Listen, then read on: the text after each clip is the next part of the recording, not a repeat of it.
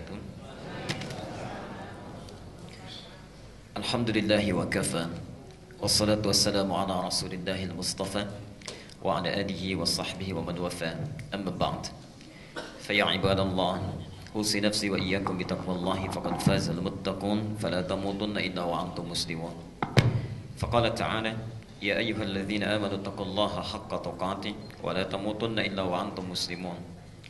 Wa qala ya ayyuhan nasu ittaqu rabbakumul ladzi khalaqakum min nafsin wahidah wa khalaqa minha zawjaha wa batha minhuma rijalan katsiran wa nisaa'a wattaqullaha alladzi tasaaluna bihi wal arham innallaha kana 'alaikum raqiba. Bapak dan Ibu sekalian, saudara-saudariku rahimani wa rahimakumullah, semoga Allah selalu mencurahkan rahmatnya dalam kehidupan kita semuanya. Mari kita bersyukur kepada Allah Subhanahu wa taala mengawali ta'lim duha kita di pagi ini, bahwa Allah masih memberikan banyak nikmat kepada kita sampai dengan duha ini, dan di antara nikmat yang terbesar adalah dipilihnya kita semua, dihadirkan, dirangkul, ditempatkan di rumah Allah langsung untuk bisa mengikuti ta'lim, mendekat kepada Allah melalui pendalaman sebagian dari tuntunan agamanya. Semoga dengan nikmat ini kita digolongkan kepada apa yang disebutkan oleh Nabi SAW dalam hadisnya, tercantum langsung di dua kitab sahih. Yang pertama di Sahih Al-Bukhari nomor hadis ke-71, dan yang kedua di Sahih Muslim nomor hadis 1035. Jadi saking pentingnya hadis ini sebagai motivasi kepada para penuntut ilmu, ini baru pemulaan saja, baru pengantarnya.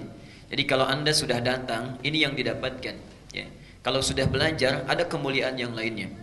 Mari kita bacakan hadisnya. Ini dari hadis riwayat Muawiyah bin Abi Sufyan radhiyallahu anhuma. An Muawiyah ibni Abi Sufyan radhiyallahu anhuma. Hadis ini disampaikan dari sahabat, yarhamkallah, Abu Muawiyah bin Abi Sufyan, yarhamkallah. Semoga Allah memberikan ridha kepada keduanya. Qala, ya, Muawiyah kemudian menyampaikan berkata, sami'tu an-nabiyya sallallahu alaihi wasallam yaqul, saya pernah mendengar satu kali Nabi sallallahu alaihi wasallam pernah bersabda. Perhatikan kalimatnya. Man yuridillahu bihi khaira yufaqihu fid din. Man yuridillahu bihi khaira, siapapun, kalau ada kata man di dalam bahasa Arab, itu artinya umumnya menunjuk kepada orang, makhluk tanpa batasan. Jadi mau orang tua ataupun yang remaja, mau yang besar ataupun yang kecil, mau yang sepuh ataupun yang masih muda, siapapun. Man yuridillahu bihi khaira, siapapun yang diinginkan oleh Allah berubah menjadi orang yang baik. Jadi misalnya kalau ada orang dalam pandangan Allah, pemuda yang belum baik, Allah inginkan dia jadi baik. Orang tua yang belum baik, di akhir masa hidupnya Allah inginkan dia berubah menjadi baik dalam pandangan Allah, ya. Anak-anak yang belum baik, Allah inginkan dia menjadi orang yang baik dalam pandangan Allah, bukan dalam pandangan manusia. May yuridillahu bihi khaira, siapapun yang diinginkan oleh Allah berubah menjadi orang baik, memiliki sifat-sifat kebaikan, perhatikan tandanya, yufaqihu fid din. Yufaqihu fid din. Maka Allah akan pahamkan ia mengenai urusan agamanya, mengenai ketentuan agamanya. Kata para ulama hadis, yang dimaksud dengan yufaqihu fid din di dalam hadis ini, dia akan diberikan bimbingan oleh Allah, mau belajar tentang agamanya, sehingga mengerti dan paham tentang perintah dan larangan Allah, al-amru wan nahi. Dia tahu apa yang benar, apa yang salah. Dia mengerti apa yang harus dikerjakan, apa yang mesti ditinggalkan. Dia paham ini tuntunan yang harus kemudian diikuti, ini hal yang kemudian harus ditinggalkan dalam hidupnya. Nah, Bapak dan Ibu sekalian, ada dua hal penting kemudian yang mesti kita garis bawahi di hadis ini. Yang pertama, kata para ulama hadis, hadis ini sekaligus menegaskan kepada kita bahwa kebaikan-kebaikan dunia itu belum tentu menjamin kita dipandang baik dalam pandangan Allah Subhanahu wa taala. Saya beri contoh misal, harta kita bertambah. Kemarin tidak punya motor, sekarang punya. Kemarin baru punya motor, sekarang punya mobil. Itu belum tentu jadi tanda kebaikan dalam pandangan Allah, walaupun orang-orang di sekitar kita memandang kita meningkat kadar kehidupannya. Kalau orang ini walaupun meningkat hartanya, dia tidak paham tentang agamanya. Dia tidak tahu bagaimana cara salat yang benar. Dia tidak paham tentang tuntunan zakat. Dia tidak mengerti tentang keutamaan umrah dan haji dan sebagainya. Maka menurut Allah ini belum menjadi orang yang baik dalam pandangannya. Demikian juga seorang yang meningkat kedudukannya.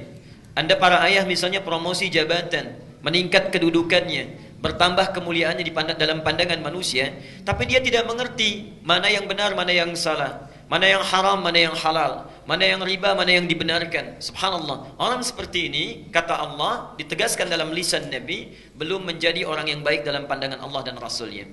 Nah, makna kedua, ketika Allah menginginkan orang-orang ini menjadi baik, ternyata subhanallah akan dirangkul orang ini, diberikan taufik untuk mau belajar agama. Jadi maksud saya, saat sementara orang di hari ini, di hari Ahad, umumnya orang berlibur, umumnya bertamasya, berkumpul bersama keluarga, bapak dan ibu mendapatkan nikmat yang luar biasa, meluangkan segenap waktunya untuk mendekat kepada Allah dan mendapatkan taufik dari Allah untuk mau belajar pada saat ini. Itu tandanya Allah sudah menginginkan bapak dan ibu menjadi orang yang baik dalam pandangannya. Tidak cukup dengan amin. Kalau sudah hadir di sini, Allah berikan pada bapak dan ibu, orang lain belum diberikan, sudah dirangkul, ditempatkan, itu mesti dibuktikan. Karena nikmat itu, iman itu bersanding dengan amal. Buktinya apa? Ya. Karena itu ketika hadir di sini, sudah dianggap kita sebagai pengantar orang yang baik. Ayo kita buktikan melalui ta'lim ini, pahami apa yang disampaikan, ikuti apa yang dituturkan dan amalkan dalam kehidupan kita. Amalan itulah menjadi pembuktian kita sudah menjadi baik dalam pandangan Allah Subhanahu wa taala. Kalau sudah dihimpun, diantarkan, ditempatkan, dikukuhkan, diberikan kesempatannya, belum juga tersentuh untuk berubah menjadi orang yang lebih baik dalam pandangan Allah dan Rasulnya, dengan cara apa lagi Allah memaksa kita untuk menjadi orang yang baik. Karena itu bertakwalah kepada Allah. Mari kita fokus untuk belajar. Yang pertama, ikhlaskan diri kita dan jangan sertakan motif yang lainnya sebelum kita menghadap kepada Allah dengan pelajaran ini. Ingat, keikhlasan itu banyak manfaatnya. Satu, tentunya akan melahirkan pahala yang berlimpah kepada kita. Ya. Quran surah Al-Bayyinah ayat yang kelima, "Wa ma umiru illa liya'budullaha mukhlishina lahuddin." Dan tidaklah kalian diperintahkan untuk beribadah kepada Allah, dan ta'lim bagian dari ibadah, ya, kecuali melakukannya dengan berusaha dengan semaksimal keikhlasan yang dapat dimungkin kita lakukan. Ya. Yang kedua, ikhlas itu nanti akan membuka kecerdasan sehingga apa yang kita dapatkan dari ta'lim itu langsung mengalir ke dalam jiwa. Ya. Karena ada orang yang datang misalnya ke majlis ilmu, dia cuma datang dengarkan, masuk telinga kanan, keluar telinga kiri, keluar lagi, itu antara masuk dengan sama hampir tidak ada perbedaan. Ya. Bahkan ada di antaranya yang masuk telinga kanan, itu nggak masuk, keluar lagi dari kanan. Ya. Ada yang seperti itu. Ya. Karena itu motif-motif yang datang sebelum hadir ke sini itu tanggalkan dulu. Ada motif ingin ketemu teman, ada motif hanya ingin tahu di mana Masjid Al-Ihsan, ada motif hanya ingin tahu siapa ustadznya dan sebagainya. Tanggalkan di luar, simpan saat masuk ke rumah Allah, hubungan kita hanya dengan Allah. Lakukan ikhlas karena Allah, maka Allah akan tanamkan ilmu itu ke dalam diri kita. Karena itu di dalam Quran, ilmu tidak pernah disebut dengan pencarian kita. Sekali lagi, di dalam Quran, ilmu tidak pernah disebut dengan pencarian kita kalau sudah kita dapati. Tapi selalu disebut oleh Quran dengan pemberian dari Allah dan disandingkan dengan keimanan. Perhatikan Al-Mujadalah di ayat yang ke-11-nya. Ya ayyuhalladzina amanu idza qila lakum tafassahu fil majalisi fafsahu yafsahillahu lakum wa idza qila anshuzu fansuzu yarfa'illahu alladhina amanu minkum walladzina utul ilma. Bahasa Qur'annya utul ilma. Utu itu yang diberi. Bukan kita yang mendapatkan, tapi yang diberikan. Dan Allah kenapa mengawali ayat ini dengan iman? Hanya akan memberikan ilmu yang bermanfaat itu kepada orang-orang yang beriman dan ditunjukkan dengan kualitas keikhlasannya. Mudah-mudahan Allah memberikan taufik kepada kita untuk mengawali kajian di pagi ini sehingga bisa disampaikan dengan mudah, ada manfaat dan bisa kita praktekkan dalam kehidupan kita. Bapak dan Ibu sekalian, materi terbaik yang bisa kita bahas setelah membahas Al-Quran adalah tuntunan hidup sesuai dengan sunnah Nabi SAW. Karena itu yang diperintahkan oleh Al-Quran. Baik. Quran surah ke-59 Al-Hashr ayat ke-7. Sudah? Quran surah ke-59 Al-Hashr ayat ke-7. Perhatikan dalilnya. Jadi kalau antum ditanya mengaji apa di pekan keempat, tuntunan sunnah Nabi, apa dalilnya? Ada nggak petunjuknya di Quran? Dalilnya diantaranya Quran surah ke-59 Al-Hashr ayat ke-7. Wa ma atakum rasulu fakhudhuhu wa ma nahakum anhu fantahu. Okay. Alhamdulillah. Dan apapun yang disampaikan oleh Rasulullah SAW itu sebagai petunjuk kehidupan, maka ambil dan terapkan. Fakhudhuhu, pegang kuat. Ya. Khudhu itu artinya bukan sekedar diambil, tapi pegang kuat. Dipegang kuat, praktekkan dalam kehidupan. Itu bukan sekedar petunjuk solat, bagaimana solatnya seperti Nabi, ya. Zakatnya seperti Nabi, haji umrahnya seperti Nabi. Tapi dari setiap bangun, mulai dari tidurnya sampai tidur kembali, bagaimana supaya kita bisa menjalaninya seperti Nabi SAW mencontohkannya. Ya. Bangun dari tidur, bagaimana Nabi mengajarkannya. Saat kita kemudian berangkat, masuk kamar mandi, ke toilet, bagaimana Nabi mencontohkannya. Saat makan, bagaimana Nabi mencontohkannya. Wa ma atakum rasulu fakhudhuhu. Apapun yang disampaikan oleh Rasulullah, maka ambil dengan kuat dan terapkan dalam kehidupan kita. Wa manahakum anhu fantahu.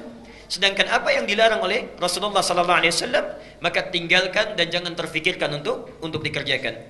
Orang-orang yang seperti ini, maka akan diangkat derajatnya oleh Allah, bukan orang biasa, tapi langsung disebut oleh Al-Quran orang-orang yang dicintai oleh Allah Subhanahu Wa Taala. Ya. Jadi bedanya orang yang cuma belajar pelajaran biasa dengan belajar sunnah Nabi. Jadi apapun yang dilakukan Nabi, saya ikuti. Bagaimana Nabi makan, saya ikuti. Nabi berjalan, saya ikuti. Ya. Subhanallah.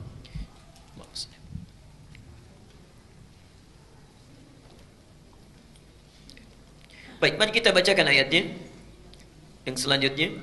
Qul in kuntum tuhibbunallaha fattabi'uni. Ini ayat yang ketiga yang saya tampilkan di layar. Ali Imran ayat 31. Qul in kuntum tuhibbunallaha fattabi'uni yuhibbukumullahu wa yaghfir lakum dhunubakum.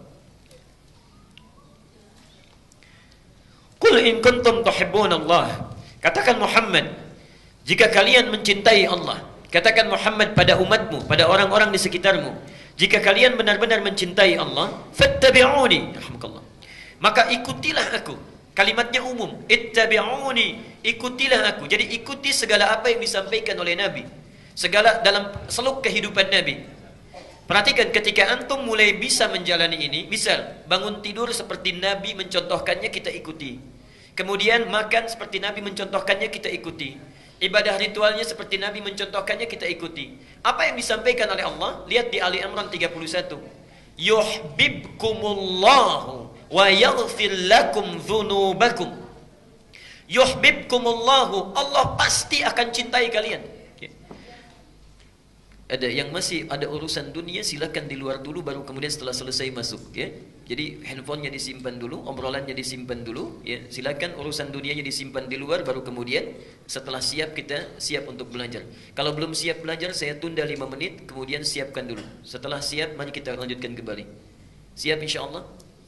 Baik, supaya tidak ada komunikasi dari dua arah, ya. Baik. Nanti kalau ada yang tercatat atau yang terlewatkan dalam catatan, insyaallah kita ada sesi tanya jawab, nanti bisa ditanyakan. Oke?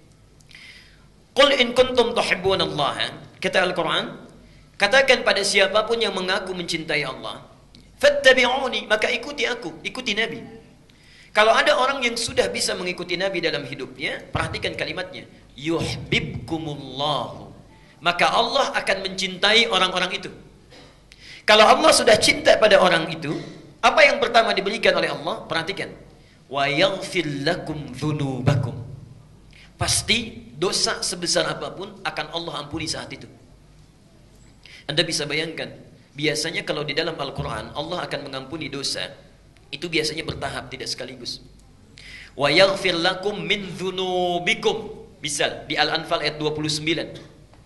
Wa yaghfir lakum min dzunubikum. Biasanya pakai min. Allah akan mengampuni sebagian dari dosa dulu. Jadi nggak langsung semuanya. Misal ada orang pernah bohong, pernah mencuri, pernah merampok. Ketika dia berbuat taat, bohongnya diampuni, yang merampoknya belum, yang mencurinya belum. Tapi orang-orang yang mencintai Allah, mengikuti sunnah Nabi, begitu dia memiliki dosa, wa yaghfir lakum dzunubakum, minnya dibuang oleh Al-Quran. Minnya dibuang. Kalau minnya dibuang, itu artinya bukan 1-2 yang diampuni, tapi segala dosa yang dia bawa pada saat itu Allah gugurkan. Subhanallah. Jadi ini yang pertama kali diberikan. Bapak dan Ibu sekalian, saya kemarin baru datang dari Tanah Suci. Saya khususkan pada Bapak dan Ibu yang di Al-Ihsan dan beberapa tempat yang saya isikan. Demi Allah saya katakan, saya di Madinah hampir setiap malam saya berusaha datang ke Raudhah. Kemudian Di karpet hijau itu saya memohon, mengangkat tangan, bermohon kepada Allah, meminta agar siapapun yang belajar dijadikan umat-umat Nabi yang bisa mengikuti sunnah Nabi SAW. Kalau saya sudah datang ke sana, berdiri di karpet hijau, meminta dalam keheningan malam, memohonkan kepada Allah supaya kita bisa menjadi pengikut sunnah Nabi. Kalau dengan sampai hadir di sana ibu bapak belum mau juga untuk memulainya, dengan cara apa lagi saya mesti bisa memberikan apa yang bisa saya sampaikan? Ya. Karena itu bertakwalah kepada Allah. Mari kita mulai untuk bisa memperbaiki keadaan kita seperti Nabi mengajarkannya. Semoga yang pertama Allah mencintai kita dalam hidup, menggugurkan dosa-dosa kita, dan memudahkan setiap kehidupan kita sebelum pulang menghadap Allah. Apa yang perlu kita teladani? Bukan satu, bukan dua, dijawab oleh ayat Al-Quran di Al-Ahzab ayat 21 yang selanjutnya. Perhatikan kalimatnya. Laqad kana lakum fi Rasulillahi. Tayyib. Saya sudah awalkan ini di awal pertemuan, sudah pernah disampaikan. Kata uswah bisa dibaca dengan dua cara. Untuk mengingatkan saja. Satu, riwayat Hafiz dari Asim membaca dengan uswah, harakatnya di atas. Riwayat Qalun dan Warash dari Nafi' itu membaca dengan iswah, harakatnya di bawah. Kalau atas, yang ada di atas menunjukkan tinggi atau rendah? Tinggi. Kalau di bawah? Rendah. Kecil atau besar? Lihat hikmahnya. Kenapa ayat ini bisa dibaca dengan dua cara, bawah dan atas, ingin menunjukkan pesan bahwa segala yang melekat pada diri Rasulullah SAW, jangankan yang tinggi-tinggi sifat solatnya yang tahajud sampai bengkak-bengkak kakinya, yang bacaannya itu tidak kurang dari 4 surah, Al-Baqarah, Ali Imran, kemudian An-Nisa dan Al-Maidah. Jangankan yang tinggi-tinggi, yang kecil-kecilnya pun bisa diteladani. Senyumnya, jalannya, cara menolehnya, cara bicaranya. Jadi kita akan mencoba membahas dari mulai bangun tidurnya sampai beliau tidur kembali, apa yang dilakukan oleh Nabi SAW dari yang kecilnya sampai dengan yang besar-besarnya. Semoga dengan itu kita bisa mengikuti tuntunan Al-Quran dan bisa mendapatkan apa yang telah disebutkan oleh jaminannya dalam Al-Quran dan Sunnah Nabi SAW. Kita evaluasi dulu. Biasa setiap pekan kita bertemu setiap bulan. Sebelum mulai materi yang baru, coba tanyakan pada diri kita masing-masing tanpa perlu menunjuk orang lain. Sampai hari ini, berapa persen yang sudah kita amalkan dari kajian kita? Yang pertama masih ingat, amalan saat bangun tidur? Ya. Kalau yang belum mengamalkan, kita ingatkan kembali. Satu, tidak langsung bangun tapi duduk dulu. Ini sunnah Nabi-nya. Kemudian yang kedua, mengusap mata bekas ngantuknya. Baru setelah itu membaca doa bangun tidur. Masih ingat doanya? Alhamdulillahilladzi ahyana ba'dama amatana. Paham artinya? Baik. Jadi bukan hanya diucapkan, tapi ketika mengucapkan ada komitmen dalam diri kita. Coba diputar lagi kajian yang di awal-awal. Ketika mengucapkan Alhamdulillah, itu artinya syukur kita diberikan kesempatan untuk memperbaiki yang kurang-kurang yang kemarin terlewatkan. Karena itu setelah sholat astaghfirullah, bangun tidur Alhamdulillah. Karena kemarin mungkin ada dosa yang belum sempat diselesaikan. Salah pada kawan yang belum minta maaf, utang yang belum dilunasi. Allah kasih kesempatan lagi sekarang untuk hidup. Kalau sudah diberi kesempatan masih berbuat salah juga, dengan cara apa lagi mesti diberi kesempatan? Karena itu kita bersyukur saat mulai bangun. Alhamdulillahilladzi ahyana. Ya Allah, saya syukuri segala nikmat ini. Engkau hidupkan kembali saya setelah Engkau wafatkan sementara. Berjanji kita, ba'dama amatana wa ilaihin nusyur. Kalimatnya pakai nusyur. Nusyur itu artinya beraktivitas, bersiap-siap untuk kembali pulang. Kembali pulang, terhimpun kembali kepada Allah. Artinya kita berkomitmen ketika mengatakan doa itu seakan-akan mengatakan, ya Allah terima kasih diberi kesempatan lagi hidup. Saya akan perbaiki kualitas kehidupan saya hari ini berbeda dengan yang kemarin. Kalau yang kemarin sholat fardu saya para ayah baru sekali berjamaah di masjid, hari ini 5 kali saya tunaikan di masjid. Kalau kemarin belum sempat dengan sunnahnya, sekarang saya kerjakan sunnahnya. Kemarin belum tahajud, sekarang saya akan tahajud. Itu janji kita. Wa ilaihin nusyur. Mudah-mudahan kalau hari ini diwafatkan, kembali kepada Allah dalam keadaan yang lebih baik dibandingkan dengan hari kemarin. Jadi ketika antum membaca doa itu sudah ada komitmen. Artinya kalau orang bangun tidur baca doa ini, tapi ternyata lisannya menyakiti orang lain, bohongnya muncul kembali, pekerjaan yang buruknya hadir lagi, itu artinya belum komitmen dengan apa yang dia ucapkan. Yang seperti ini masuk pada golongan orang-orang yang belum mensyukuri nikmat kehidupan yang Allah berikan. Bertakwalah kepada Allah dengan apa yang telah kita ucapkan. Kemudian yang terakhir, kalau saya sudah siap dengan komitmen itu, apa yang harus dilakukan? Diberikan tuntunan di 10 ayat terakhir di surah Ali Imran. 10 ayat terakhir di surah Ali Imran. Sudah hafal insyaallah? Alhamdulillah. Baik ya. Insyaallah ada yang siap, ada yang senyum, ada yang tertawa. Ini artinya indikasi yang beraneka ragam insyaallah. Baik. Dalilnya tentunya yang lebih lengkap ada di Abu Dawud nomor hadis 1367, ini dari Ibnu Abbas. Kalau ini sudah dilakukan selesai, kemudian kita bangkit, lalu amalan selanjutnya mencuci kedua telapak tangan kita, kemudian bersiwak atau menggosok gigi, kemudian berwudu, menyempurnakan wudu, bersiap menunaikan tahajud. Ingat, yang ikut kajian sunnah Nabi ini artinya orang-orang yang sudah berkomitmen memperbaiki keadaan diri. Artinya dengan kata lain, sudah siap mengikuti segala yang Nabi tunjukkan sesuai dengan kadar kemampuannya. Kalau dalam materi ini ada materi tahajud, artinya sudah punya rencana, besok saya mesti tahajud. Begini sifat Nabi tahajudnya. Ya. Kemudian bangun, cuci kedua telapak tangannya, kemudian menggosok gigi, berwudu dengan sempurna. Bagi yang melakukan hubungan suami istri bermandi janabah dulu, kemudian sebelum menghadap Allah dalam tahajudnya. Hadisnya telah saya terangkan. Baik, kemudian apa keutamaan solat tahajud? Ini juga sudah dibahas ya. Jadi kalau bisa bangunnya itu bukan bangunnya saat fajar. Yang bangun saat dipanggil solat fajar itu yang belum ikut kajian sunnah Nabi. Ya. Yang belum ikut kajian sunnah Nabi itu dibangun saat dipanggil saat fajar. Misal azannya subuh 4.25. Yang belum ikut kajian sunnah Nabawi 4.25 dipanggil, saat itu dia bangun. Yang ikut kajian sunnah Nabi sebelum dipanggil sudah bangun. Ya. Karena ada ketentuan tahajud, ada praktek yang harus kita lakukan. Subhanallah. Nah, yang belum ikut taklim sama sekali dipanggil 4.25, datang jam 5:24. Nah, itu barangkali mesti diperbaiki ya. Nah, keutamaannya sudah. Apa motivasinya supaya mau bangun tahajud? Ini sudah kita uraikan. Ada keutamaan-keutamaan besar yang bisa kita dapatkan. Allah menjamin misalnya memudahkan pekerjaannya, kemudian membimbing apa yang dikerjakan, membebaskan dari segala kesulitan, dan membantu dia saat dia berada dalam kesulitan tanpa perantara, dan yang lain-lain sebagainya. Sifat tahajud Nabi ini sudah pernah kita bahas. Jadi antum kalau mau tahajud, bagaimana cara Nabi tahajud? Ini sudah saya uraikan ya. Bagus dan panjang bacaannya, silahkan pilih sesuai dengan kemampuan. Kadang Nabi menunaikan 11, kadang Nabi menunaikan 13, tapi semua dilakukan dengan penuh kekhusyuan. Kadang dilakukan pertengahan malam, kadang di akhir-akhir malam. Kalau awal malam rumusnya antum bangun, salat kemudian istirahat dulu dan bangun lagi bersiap-siap untuk fajar. Kalau rumusnya di sepertiga malam, maka tidak ada jeda untuk tiduran lagi ya. Itu barangkali untuk mengingatkan. Nah, pertemuan yang lalu kita sudah sampai pada bahasan mengenai sunnah pasca tahajud. Di pertemuan lalu sudah kita bahas bagian yang kedua ya. Yang pertama memperbanyak istighfar, ini sudah kita bahas. Yang kedua kita sampai atau selesai di memperbanyak doa. Jadi kalau sudah tahajud sambil menunggu fajar, apa yang dilakukan? Satu, sifat pengikut Nabi itu yang ikut dengan sunnahnya, yang pertama memperbanyak istighfar kepada Allah Subhanahu wa taala. Dalilnya sudah pernah saya sampaikan, bahkan keutamaannya dijamin di surah ke-51 ayat 15 sampai dengan 23. Tepat di ayat ke-18-nya Allah sampaikan, wabil asharihum yastaghfirun. Ada orang-orang yang sesaat menjelang fajar setelah tahajudnya dia perbanyak istighfar kepada Allah Subhanahu wa taala. Orang ini akan ditempatkan oleh Allah di taman surga, bukan surga biasa, di taman surga. Innal muttaqina fi jannatin wa uyun. Sungguh orang-orang yang bertakwa sebagiannya ada yang punya tempat tinggal di surga di tamannya.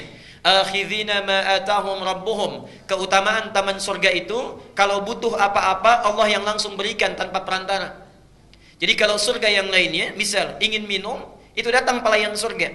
Namanya wildanun muhalladun bi akwabi wa abarika wa ka'sim min ma'in. Anda ingin minum dibawakan yang gelasnya saja terbuat dari kilauan mutiara dan emas yang belum pernah kita lihat, belum pernah kita dengar, dan belum pernah terlintas dalam pikiran kita. Itu surga biasa. Taman surga tidak. Anda butuh apapun, Allah yang langsung memberikan tanpa perantara. Kun fayakun.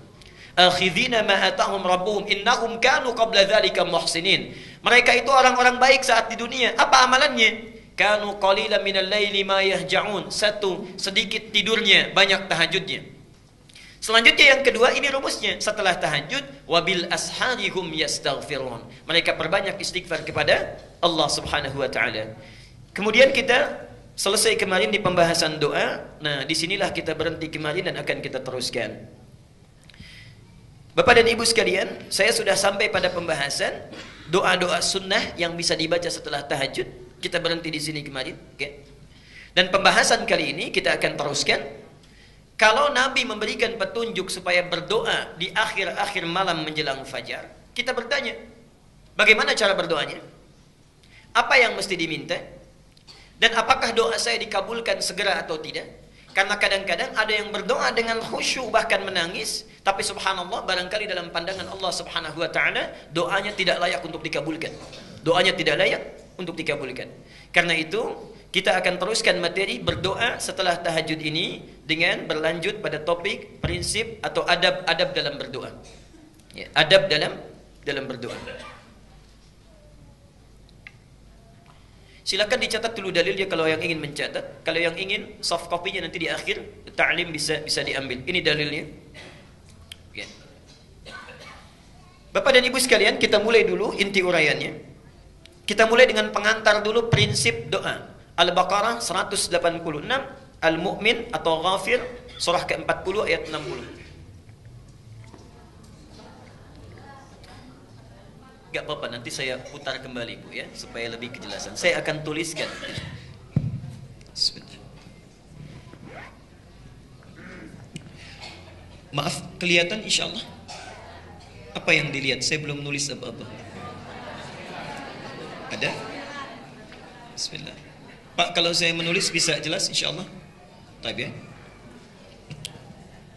Buka Quran surah kedua Al-Baqarah ayat 186 dan Quran surah 40 Al-Mu'min ayat 60. Perhatikan prinsip doa yang pertama.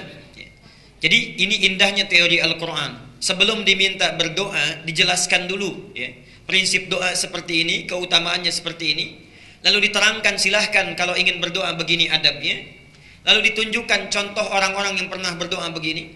Doanya seperti ini dan cara pengabulannya seperti ini. Kurang lengkap apa lagi ya. Prinsip yang pertama, perhatikan. Di dalam Al-Quran disebutkan setiap doa itu yang dipanjatkan oleh siapapun, prinsipnya umumnya pasti dikabulkan. Setiap doa yang dipanjatkan umumnya seharusnya selalu terkabul. Jadi prinsip utamanya, sepanjang kita meminta, seharusnya Allah pasti mengabulkan. Minta apa saja yang sifatnya wajar. Okay? Apa dalilnya? Mari kita lihat yang pertama. Satu, Al-Baqarah ayat 186. Saya coba tuliskan untuk memberikan penjelasan. Kita hafal ayatnya insyaallah. Wa idza sa'alaka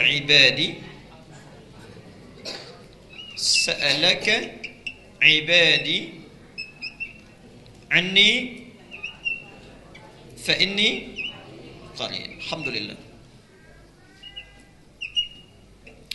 Bagian pertama. Bagian kedua poinnya, kemudian ujibu da'watad da'i. Da'watad da'i. Idza da'ani, ini poinnya.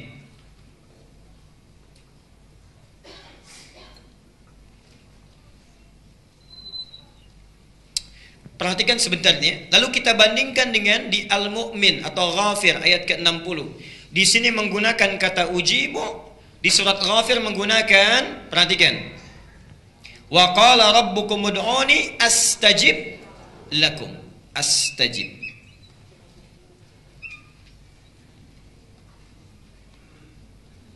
Lakum.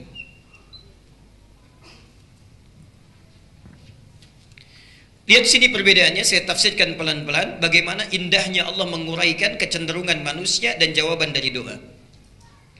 Wa idza sa'alaka ibadi.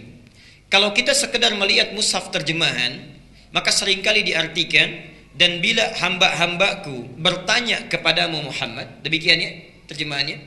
Nah, sekarang perhatikan ya. Untuk mengungkapkan kata bertanya, uniknya Al-Quran menggunakan kata sa'ala. Oke, sa'ala.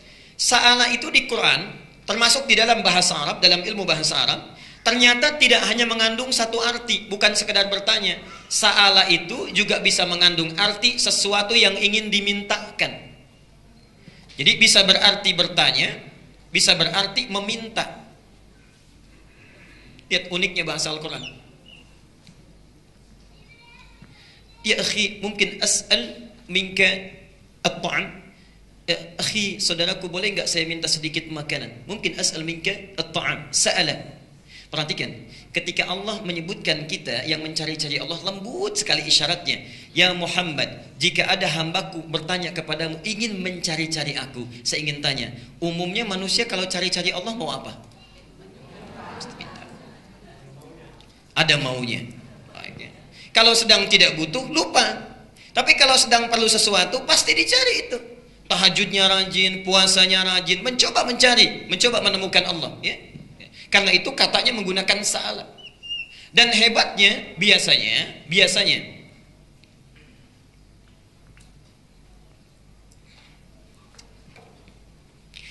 di dalam Al-Quran, kata permintaan ini sekaligus pertanyaan, itu tidak pernah pakai idza. Tidak pernah pakai idza, ya. Subhanallah. Biasanya langsung menggunakan fi'il mudhari. Contoh Al-Baqarah 219. Yas'alunaka 'anil khamri wal maisir. Pakai iya, yas'alunaka. Al-Baqarah 215. Wa yas'alunaka madza yunfiqun, ya, menggunakan ya. Uniknya di sini menggunakan fi'il madhi, bentuknya past tense, lampau, didahului oleh idza. Kalau idza bertemu dengan fi'il madhi, kata yang menunjuk lampau, ini artinya peristiwa ini pernah terjadi di masa lampau dan akan terjadi di masa yang akan datang. Ini menunjukkan pesan kepada kita, orang yang mencari-cari Allah untuk minta itu, kebutuhan berdoa itu bukan hanya dibutuhkan oleh orang-orang sekarang, dulu pun orang melakukannya, dan sampai kapanpun orang pasti butuh dengan Allah. Jadi tidak akan mungkin ada orang yang tidak punya kebutuhan dengan Allah. Di dalam hidup ini, dua kalimat ini memberikan kesan kepada kita, tidak ada orang yang tidak pernah berdoa kepada Allah. Orang kuat pun pasti minta pada Allah. Orang kaya pun pasti masih minta pada Allah. Jadi dua kata ini ingin memberikan kesan, setiap orang yang hidup, satu hal dalam kesempatannya pasti dia akan berdoa kepada Allah Subhanahu wa taala. Karena itu Allah sangat marah bila ada seseorang yang tidak mau berdoa kepadanya. Innal ladzina yastakbiruna an ibadati. Sungguh orang yang sombong yang tidak mau berdoa kepada saya itu akan saya sediakan neraka spesial untuk tempat dia pulang, Jahannam. Oke. Saya teruskan sebentar. Biar saya saja yang pegang, jangan ada yang maju ke depannya.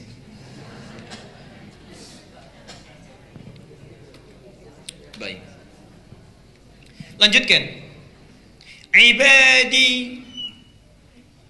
Ibad itu jamak dari kata abdun. Apa itu abdun? Kalau disebutkan hamba, yang terbayang, maaf, tinggi atau rendah? Rendah. Hebat atau biasa? Dalam pandangan makhluk, dalam pandangan Allah, ternyata abdun ini gelar tertinggi bagi hamba yang dicintai oleh Allah Subhanahu wa taala. Jadi saat Allah mencintai seseorang, ingin mengangkat derajatnya, itu gelar tertingginya bukan rasul, bukan nabi, tapi abdun. Manusia biasa ada disebut dengan insan. Kalau dipilih untuk dirinya disebut dengan nabi. Kalau diberi misi menyampaikan pada umatnya disebut dengan rasul. Tapi kalau sudah ingin diangkat derajatnya oleh Allah setinggi-tingginya, dirubah kalimatnya menjadi abdun. Karena itulah Rasulullah ketika diangkat untuk Mi'raj tidak dipanggil dengan nabi, tidak dipanggil dengan rasul, tapi dipanggil dengan kalimat tertinggi abdun. Quran surah 17 ayat yang pertama. Subhanalladzi asra bi abdihi, bukan bi rasulihi, bukan bi nabiyhi, tapi yang dipilih bi abdihi. Karena Allah selalu akan mengangkat orang yang merendahkan diri di hadapan Allah, orang yang bersujud di hadapan Allah, dan dia merendahkan dirinya di hadapan Allah saat orang lain memuji-mujinya. Itulah abdun. Nah, jamaknya itu ibad. Subhanallah. Orang yang sekalipun dia dalam hidupnya, mohon maaf ya, ada kemapanan dalam hal yang dia rasakan, tapi masih mau mendekat kepada Allah, orang ini langsung disebut oleh Allah sebagai ibad. Artinya, ciri-ciri orang yang dicintai oleh Allah diantaranya adalah orang yang banyak memohon kepada Allah Subhanahu wa ta'ala. Jadi saat antum bangun dari tahajud, selesai menunaikannya, kemudian berusaha berdoa kepada Allah, meminta kepada Allah, maka kita masuk pada kategori ibadi. Masih ingat di hadis yang kemarin? Orang yang bangun di sepertiga malam, ada hadis qudsinya. Kemudian dia memohon kepada Allah. Apa jawaban Allah? Allah kemudian membentangkan rahmat ke langit dunia. Kemudian mengatakan kepada hambanya, ya ibadi.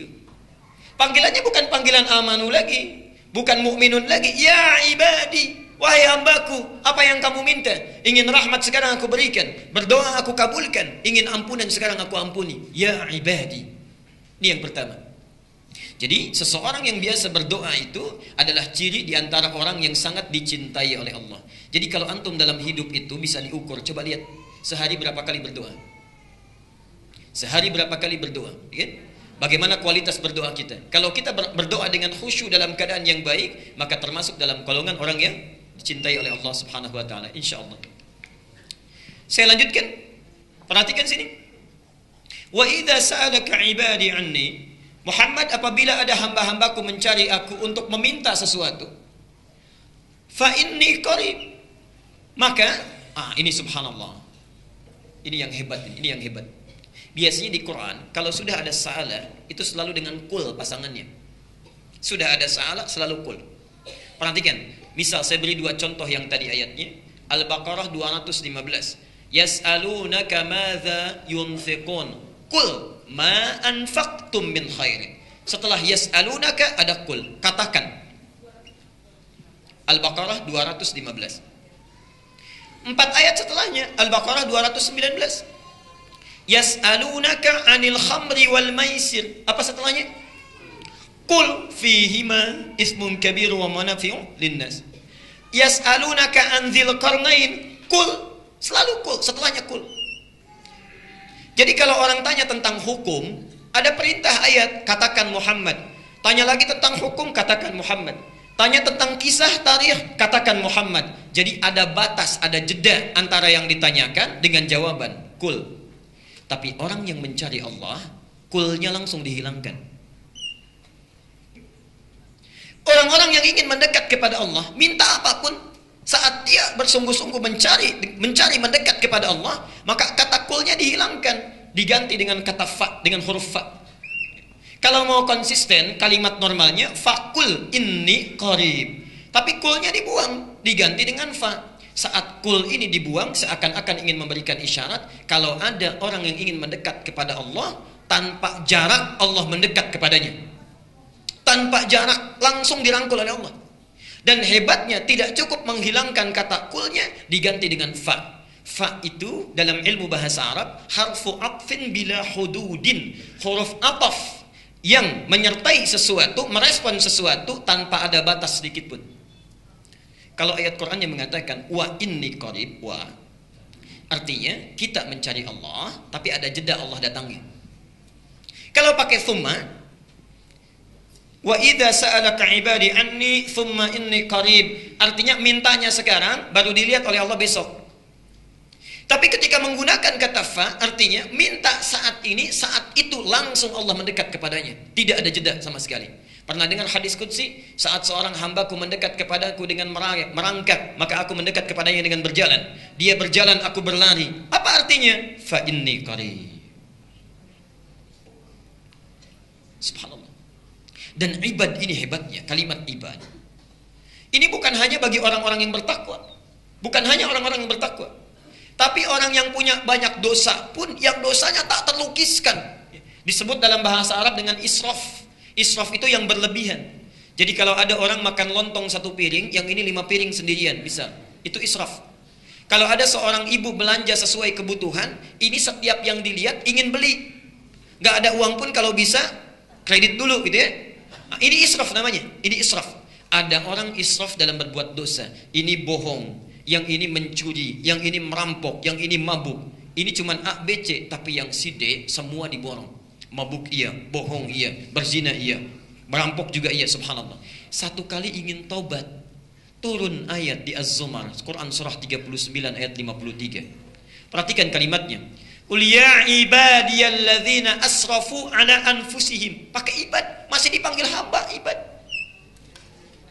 Katakan Muhammad pada hamba-hambaku yang telah israf dalam berbuat dosa, la taqnatu min rahmatillah. Kalau masih ingin tobat sini, saya pasti akan rangkul. Jadi antum kurang apa lagi? Misal kalau ada di sini yang dalam hidupnya, maaf ya, mungkin sebelum datang ta'lim, ya Allah saya pernah bohong, ya Allah saya pernah berbuat dosa, ya Allah ya saya pernah mabuk, ya Allah saya berbuat ABC, mungkin tidak saya diampuni. Turun ayat itu. Hei, kamu jangan khawatir, jangan ragu, sepanjang mau datang sini saya ampuni. Karena itu digunakan kalimat ibadah. Nah, Bapak Ibu sekalian, seakan-akan ayat ini ingin menyampaikan ini hukum berlaku universal tanpa batasan. Orang yang bangun di keheningan malam memohon kepada Allah, tak peduli apakah dia seorang pemabuk, pembunuh, perampok yang ingin bertobat, Allah ampuni saat itu. Orang punya hajat, Allah berikan saat itu. Tapi yang paling hebat adalah, perhatikan jawabannya, ujib da'watad da'i idza da'an. Kata ujib ini kata tidak biasa. Dalam ilmu bahasa Arab disebut dengan fi'il mudhari'. Mudhari' itu artinya punya 3 makna. Kalau dalam bahasa Inggris, satu bisa berarti past tense, bisa continuous, ya, dan future. Dulu, sekarang sedang berlangsung, atau nanti kapanpun dilakukan, kapanpun dimintakan. Subhanallah, ketika kita meminta, dijawab oleh Allah, ujib. Seakan-akan ingin memberikan harapan. Kapanpun hambaku meminta, yang dulu-dulu, sekarang mau minta, atau kapanpun dia minta keesokan hari sampai dia akan berpulang, pasti aku akan kabulkan. Ujib, aku akan jawab. Jadi sifat doa itu, kalau dimintakan kapanpun, pasti akan dijawab.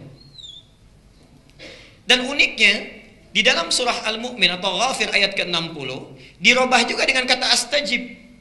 Jadi ada yang ditampilkan dengan kata ujib, ada yang ditampilkan dengan kata astajib. Ini cara membacanya. 1, 2. 1 ujibu, 2 astajib. Panjang mana? Ujib atau astajib? Saya ulang. 1 ujib, 2 astajib. Panjang mana? 1 atau 2?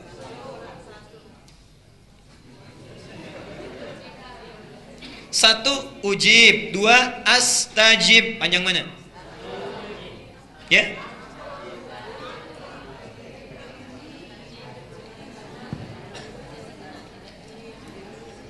Baik. Perhatikan sini. 1 2 3. 1 ujib. Yang kedua astajib.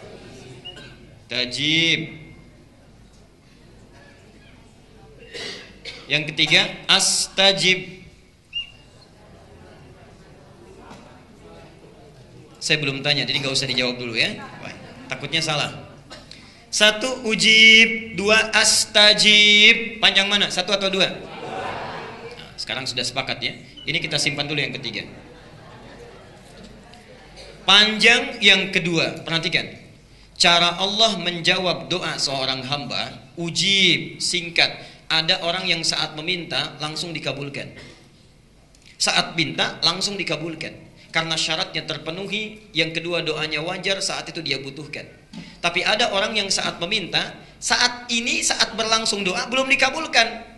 Karena menurut Allah barangkali belum siap dia untuk menerima apa yang dimintakan. Mungkin nanti seminggu kemudian setelah siap baru diberikan. Ibu bapak punya anak SD baru kelas 6, minta motor, dikasih tidak? Belum tentu dikasih. Setelah dia SMA kelas 1 dikasih. Baik, saat dia kelas 6 SD kita memang punya, uangnya ada, motornya bisa dibeli, tapi belum siap dia untuk menggunakannya. Kita tunda itu sampai dia siap menggunakannya. Kadang-kadang apa yang kita mintakan itu dipandang oleh Allah, kalau saya berikan sekarang ini orang belum siap. Belum siap. Diberikan nanti saat dia siap untuk bisa mengembannya. Kadang-kadang kesiapannya ada di dunia, kadang-kadang kesiapannya diberikan saat di akhirat nanti. Turunlah hadis menyampaikan, tidaklah seorang hamba berdoa kepada Allah kecuali, perhatikan apa yang saya uraikan di atas. Ada yang langsung dikabulkan saat itu juga. Ada yang ditunda sampai dia siap, ada yang kemudian ditangguhkan di akhirat, diberikan yang lebih hebat dibandingkan apa yang dia mohonkan. Nah, karena itu Bapak Ibu sekalian, perhatikan. Yang ini untuk menjawab yang langsung dibutuhkan. Yang astajib untuk menjawab apa yang tertunda yang belum didapatkan saat ini. Bisa esok lusa, bisa di akhirat, atau diganti dengan apa yang kita butuhkan dibanding apa yang kita inginkan. Tapi yang paling hebat, perhatikan, ya-nya dibuang. Kalimat normalnya seharusnya astajib, tapi ya-nya dibuang. Untuk meyakinkan sifat Allah yang beda dengan makhluk. Kalau makhluk begini, misal Bapak minta, Ustaz, boleh nggak saya minta ini besok ya? Percaya nggak? Belum tentu. Belum tentu. Ada orang yang percaya, ada orang yang was-was. Benar nggak ya? Oke? Makhluk kadang-kadang kalau menjanjikan sesuatu belum tentu sepenuhnya percaya. Ya. Mohon maaf, jangankan yang biasa, Ustadz saja kalau sudah ngasih tahu, Ustadz nanti datang, insya Allah masih di SMS juga, di telepon juga, dipastikan juga. Artinya kurang yakin. Ya. Nah karena itu untuk membedakan sifat manusia dengan sifat Khalik Allah, ya-nya dibuang, astajib. Ketika ya-nya dibuang untuk meyakinkan pasti saya jawab walaupun bukan saat ini. Jadi berdoa itu nggak ada ruginya. Kalau nggak sekarang besok nanti dapatnya. Kalau nggak sekarang yang lainnya akan didapatkan. Jelas sampai sini? Jadi prinsip yang pertama, setiap orang berdoa itu pasti dikabulkan. Baik.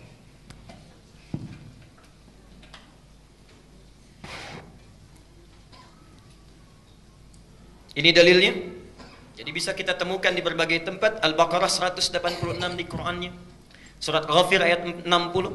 Hadis At-Tirmidzi nomor hadis 3556. Ini hebat sekali. Bahkan di hadisnya disebutkan Allah itu sangat maha pemalu. Ada orang yang mengangkat tangannya kemudian bermohon, tidak mungkin dia dibiarkan pulang dengan tangan kosong. Artinya setiap berdoa pasti diberikan. Ya. Ada lagi hadis yang mengatakan di Muslim nomor hadis 4916. Ya. Allah pasti akan mengabulkan setiap doa sepanjang yang berdoa itu tidak terburu-buru. Ditanya, siapa yang terburu-buru itu wahai Rasulullah? Dialah orang yang saat meminta, saat belum dikabulkan, dia sudah menyimpulkan doa saya mungkin tidak dikabulkan oleh Allah. Oke.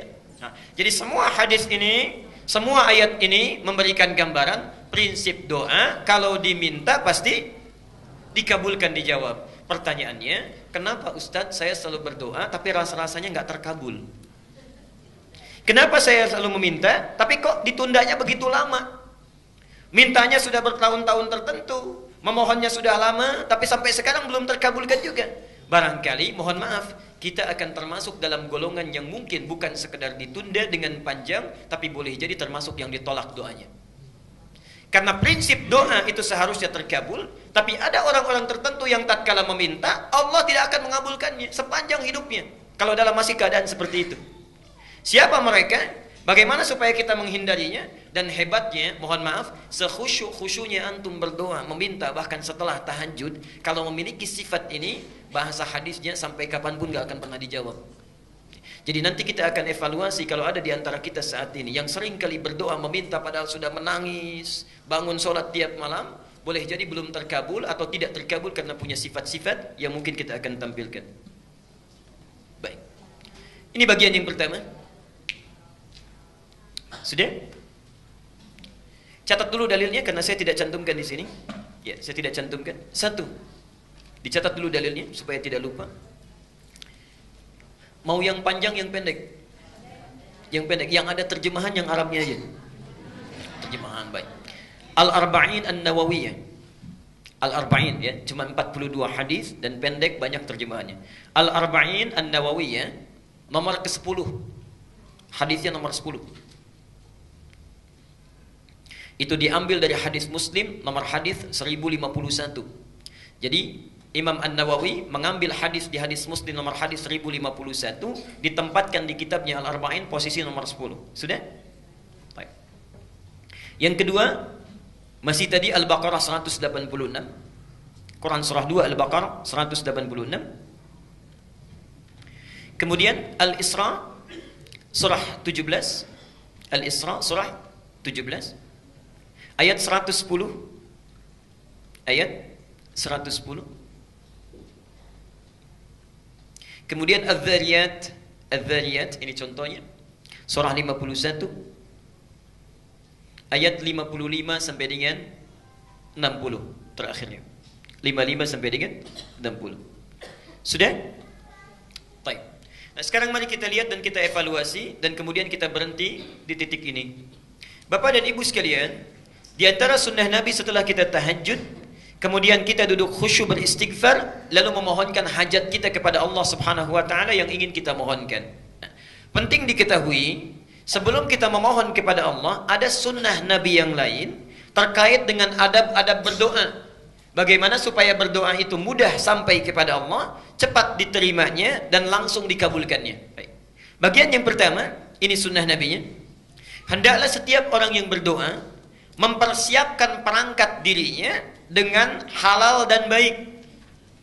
Saya ulang. Hendaknya setiap orang yang akan berdoa mempersiapkan perangkat dirinya. Perangkat diri itu berarti pakaiannya, ya. Kemudian apa yang dia kenakan, apa yang dia makan, ya, apa yang ada di sekitarnya. Jadi sebelum berdoa pastikan dulu itu halal, pastikan baik, ya. Jadi jangan sampai misalnya antum berdoa sudah menangis terseduh-seduh, disebut nama Allah Asmaul Husna, dipanjatkan di pertengahan malam, tapi pakaiannya haram, makanannya haram, yang dikenakannya haram, sajadahnya haram. Bagaimana bisa dijawab itu? Apa dalilnya? Hadis riwayat Muslim nomor hadis 1051 di Al-Arba'in nomor ke-10. Hadisnya dari Abu Hurairah. An Abi Hurairah radhiyallahu anhu qala. Hadis ini disampaikan dari Abu Hurairah, semoga Allah memberikan ridha kepadanya. Qala Rasulullah sallallahu alaihi wasallam, Rasulullah sallallahu alaihi wasallam pernah bersabda, "Innallaha thayyibun la yaqbalu illa thayyiban." Sungguh Allah itu maha baik, sifatnya baik, keadaannya baik. Karena Allah itu sifatnya baik, maka tidak akan pernah menerima apapun kecuali dari yang baik-baik. Jadi ingat, doa itu sangat suci, akan berlabuh di tempat yang suci. Allah yang maha suci tidak akan menerima doa itu yang berasal dari yang tidak suci. Jadi sebelum antum berdoa, sucikan dulu diri kita, sucikan perangkat kita, apa yang kita kenakan, apa yang kita gunakan. Kemudian Nabi menyampaikan, wa innallaha amaral mu'minina bima amara bihil mursalin. Dan Allah memerintahkan kepada orang-orang yang beriman dalam hal berdoa seperti perintahnya kepada para rasul yang diutus.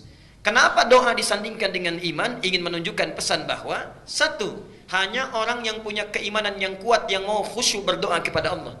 Artinya kalau antum dalam hidup tidak pernah berdoa, ada sesuatu yang salah dalam imannya. Dan yang terakhir, perhatikan, setelah membacakan dua ayat Quran, ada yang menarik. Thumma dzakara rajula. Kemudian mengisahkan tentang kisah seorang laki-laki. Yutilus safar. Dia menempuh perjalanan yang panjang. Di antara syarat diijabah doa dengan cepat orang yang dalam keadaan safar. Karena itu saya sangat mohon sebesar-besarnya, kalau ada orang yang sedang safar, awas beda ya antara safar dengan zahab, itu lain. Kalau zahab itu perjalanan kurang lebih di bawah 82 km itu zahab. Jadi kalau Bapak Ibu menempuh perjalanan di bawah 82 km, 0 sampai 82, itu zahab namanya. Zahaba yadhhabu. Ana al-yawm adhhab ila Jami' al-Azhar. Saya hari ini akan pergi ke Masjid Al-Azhar. Dekat ya? Enggak sampai 80 kilo. Itu zahab. Tapi kalau lewat dari situ, apalagi panjang sekali, sudah zona waktunya berubah, itu disebut dengan safar. Safar. Orangnya disebut dengan musafir. Kalau orang sudah musafir, sudah safar, berlaku beberapa ketentuan hukum. Satu, boleh dia menjamak, bahkan boleh dia qasar. Lihat An-Nisa misalnya di ayat 101, disebutkan di sana, wa idza darabtum fil ardi falaysa 'alaikum junahun an taqsuru minas shalah. Kalau Anda bepergian di muka bumi dengan jarak yang cukup jauh, tidak ada dosa kalau ingin mengqasar salat. Yang kedua, ini yang paling hebat, dan ini yang harus betul-betul kita renungkan dan praktekkan. Dalam keadaan safar itu, Allah akan cepat mendengar dan mengabulkan doa yang dipanjatkan.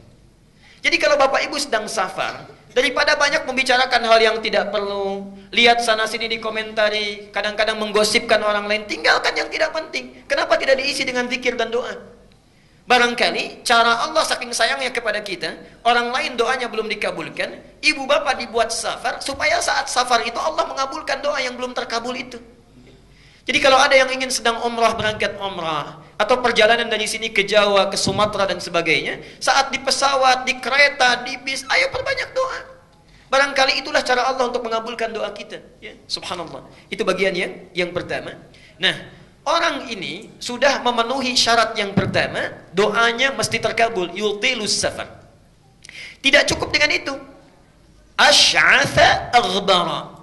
Dan subhanallah, saking capeknya, sampai pakaiannya sudah kumal, wajahnya sudah berantakan penuh dengan debu. Jadi orang ini datang jauh-jauh untuk berdoa mendekat kepada Allah.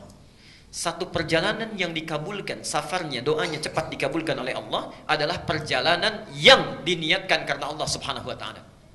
Tapi ada satu perjalanan hebat yang bukan safar, ya, walaupun dekat, tapi kalau kita berdoa saat itu dikabulkan doanya oleh Allah Subhanahu wa taala. Itulah perjalanan orang yang menuntut ilmu. Jadi saat Bapak Ibu berangkat dari rumahnya sampai ke majelis ilmu, sampai kembali lagi, itu subhanallah, malaikat sedang menanti kita mau minta apa itu sama Allah. Saat kita meminta, malaikat mengaminkannya. Hadisnya sahih di 3 hadis utama. Hadis Muslim nomor hadis 1389, At-Tirmidzi nomor hadis 2682, Ibnu Majah nomor hadis 219. Hadisnya dari Abu Darda. Ini ada orang yang jalan kaki dari Madinah datang ke Syam, ke Syria, Damaskus, ya. Sekarang Syria, Palestina, Jordania, Syria disebut dengan Syam, ya, dulu. Datang ke sana karena mendengar informasi ada sahabat Nabi Abu Darda, Umar nama aslinya, ya. Darda itu laki-laki perempuan. Tuh, kita sudah keliru. Laki-laki perempuan. Laki-laki itu sudah keliru kan? Saya ulang sekali lagi. Laki-laki perempuan. Perempuan. Tahu dari mana? Pastikan dulu, kita lihat dulu sumbernya, ya. Ingat, Imam Muslim pernah membuat kitab di Sahih Muslim, ya, babnya namanya Kitabul Masaqat. Bab al-isnadu minad din. Kalau belajar apa-apa ditelusuri dulu ilmunya dari mana, sumbernya dari mana. Darda itu bukan laki-laki tapi perempuan. Perempuan. Jadi sahabat Nabi ini asalnya orang yang sangat kaya, punya toko banyak, melimpah hartanya. Saat Nabi datang belum masuk Islam. Singkatnya satu kali, subhanallah, singkatnya beliau masuk Islam berubah menjadi zuhud, ya. Segala hartanya disedekahkan, mendekat kepada Allah, subhanallah. Harta yang dia kumpulkan digunakan untuk kepentingan Allah dan Rasulnya. Dan yang paling hebat ada 2 hal. Satu, punya teman karib yang selalu menunjukkan kepada kebaikan. Ini contoh bagi kita. Silahkan nanti lihat di Riyadhus Shalihin, itu ada pembahasannya. Teman karibnya Salman Al-Farisi. Ada bab, Imam An-Nawawi menempatkan hadis ini, menyampaikan bab 31 kalau tidak keliru. Salman berkunjung ke rumah Abu Darda. Saat itu Abu Darda sedang puasa. Ketika Salman disuguhi, kata Abu Darda, silahkan makan. Kata Salman, kenapa engkau tidak makan? Saya puasa, saya tidak akan pernah makan sebelum engkau juga makan bersama saya. Ada banyak kisah yang bisa kita gali itu. Nah, Abu Darda ini kenapa disebut dengan Abu Darda? Karena Uwaimir ini punya putri perempuan yang sangat cantik, luar biasa, namanya Darda. Darda inilah ditaksir banyak orang, sampai saat itu ditaksir oleh gubernur Syams. Tidak perlu saya sebutkan orangnya. Ditaksir ingin dinikahi, maharnya besar luar biasa, tapi subhanallah ditolak oleh Abu Darda ini dengan kalimat yang sangat indah sekali. Saya sudah merawatnya puluhan tahun untuk dekat dengan Allah. Sekarang dia sudah baik, saya tidak ingin titipkan pada keadaan seseorang yang kalau dia menjadi pasangan anak saya, bisa lupa dia dengan ketaatan yang telah saya bina itu. Anda bisa bayangkan. Kalau Bapak Ibu misalnya punya anak perempuan, dilamar oleh orang kaya, punya kedudukan besar, segala bisa dikabulkan, diterima atau sulit untuk ditolak? Hah? Baik. Diterima atau sulit untuk ditolak? Dia Abu Darda menitipkan harapannya kepada Allah. Menitipkan harapannya kepada Allah. Dunia besok lusa berakhir. Lihat pikiran panjangnya. Jadi visi seorang mukmin itu mesti panjang. Antum ngitung-ngitung dunia, pernah nggak ngitung-ngitung akhirat? Saldo bank saya sekarang sekian. Oh, debitnya sekian, kreditnya sekian, saldo sekian. Pernah nggak ngitung saldo akhirat kita sekarang berapa? Ya Allah, debit saya sekarang, oh ini semalam nggak tahajud, berarti nggak dapat. Ya subuhnya kesiangan, berarti yang dapat pahala sekian. Dosanya sekian persen. Saldonya berapa? Orang cerdas itu, makanya disebut oleh Quran itu ulul albab. Ulul albab itu yang bukan cuma ngitung-ngitung dunia, tapi pikirannya langsung tersambung ke alam akhirat. Visinya jauh. Visinya jauh. Abu Darda punya visi jauh. Sekarang kamu jadi gubernur, bagaimana kalau sudah menikah pimpinan berganti? Jauh visinya. Dititipkan kepada orang soleh, menikah dengan orang itu, lahirlah keturunan-keturunan yang soleh. Dan subhanallah, Bapak Ibu sekalian, Abu Darda hafal banyak hadis. Di antara hadisnya ada yang tidak diketahui oleh sahabat manapun. Orang ini datang dari Madinah, subhanallah, kota Nabi, berjalan kaki, Pak Bu, bayangkan. Tadinya naik unta, kemudian dijual untuk bekal, jalan kaki. Jarak Madinah ke Syria sekarang kurang lebih sehari semalam kalau pakai bis. Kalau jalan kaki kira-kira berapa lama? Jangan dulu dijawab, sudah pernah atau belum? Okay. Dan jangan bayangkan situasinya seperti sekarang. Subhanallah. Datang jalan kaki, sampai di sana bertemu Abu Darda, terlihat seperti orang kecapean, kelelahan dalam fisiknya, tapi wajahnya memancarkan senyuman. Orang ini, kata Abu Darda, ya akhil karim, a'indaka haja? Saudaraku, Anda punya keperluan apa katanya? Kata orang ini langsung singkat, padat, lugas, tegas. Uridul hadis. Saya pengen hadis.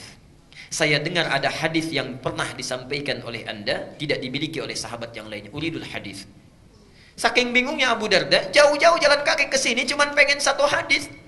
Kata Abu Darda ditanya, "A'indaka haja ukhra?" Apa Anda tidak punya kebutuhan yang lainnya? La, faqat uridul hadis. Tidak, saya cuman pengen hadis saja. Menjaga keikhlasannya, tidak melekatkan dengan motif yang lainnya. Uridul hadis. Subhanallah. Perhatikan, orang jalan kaki tidak ada fasilitas yang memadai untuk mendapatkan satu hadis saja ditempuh perjalanan. Untuk dapat satu hadis.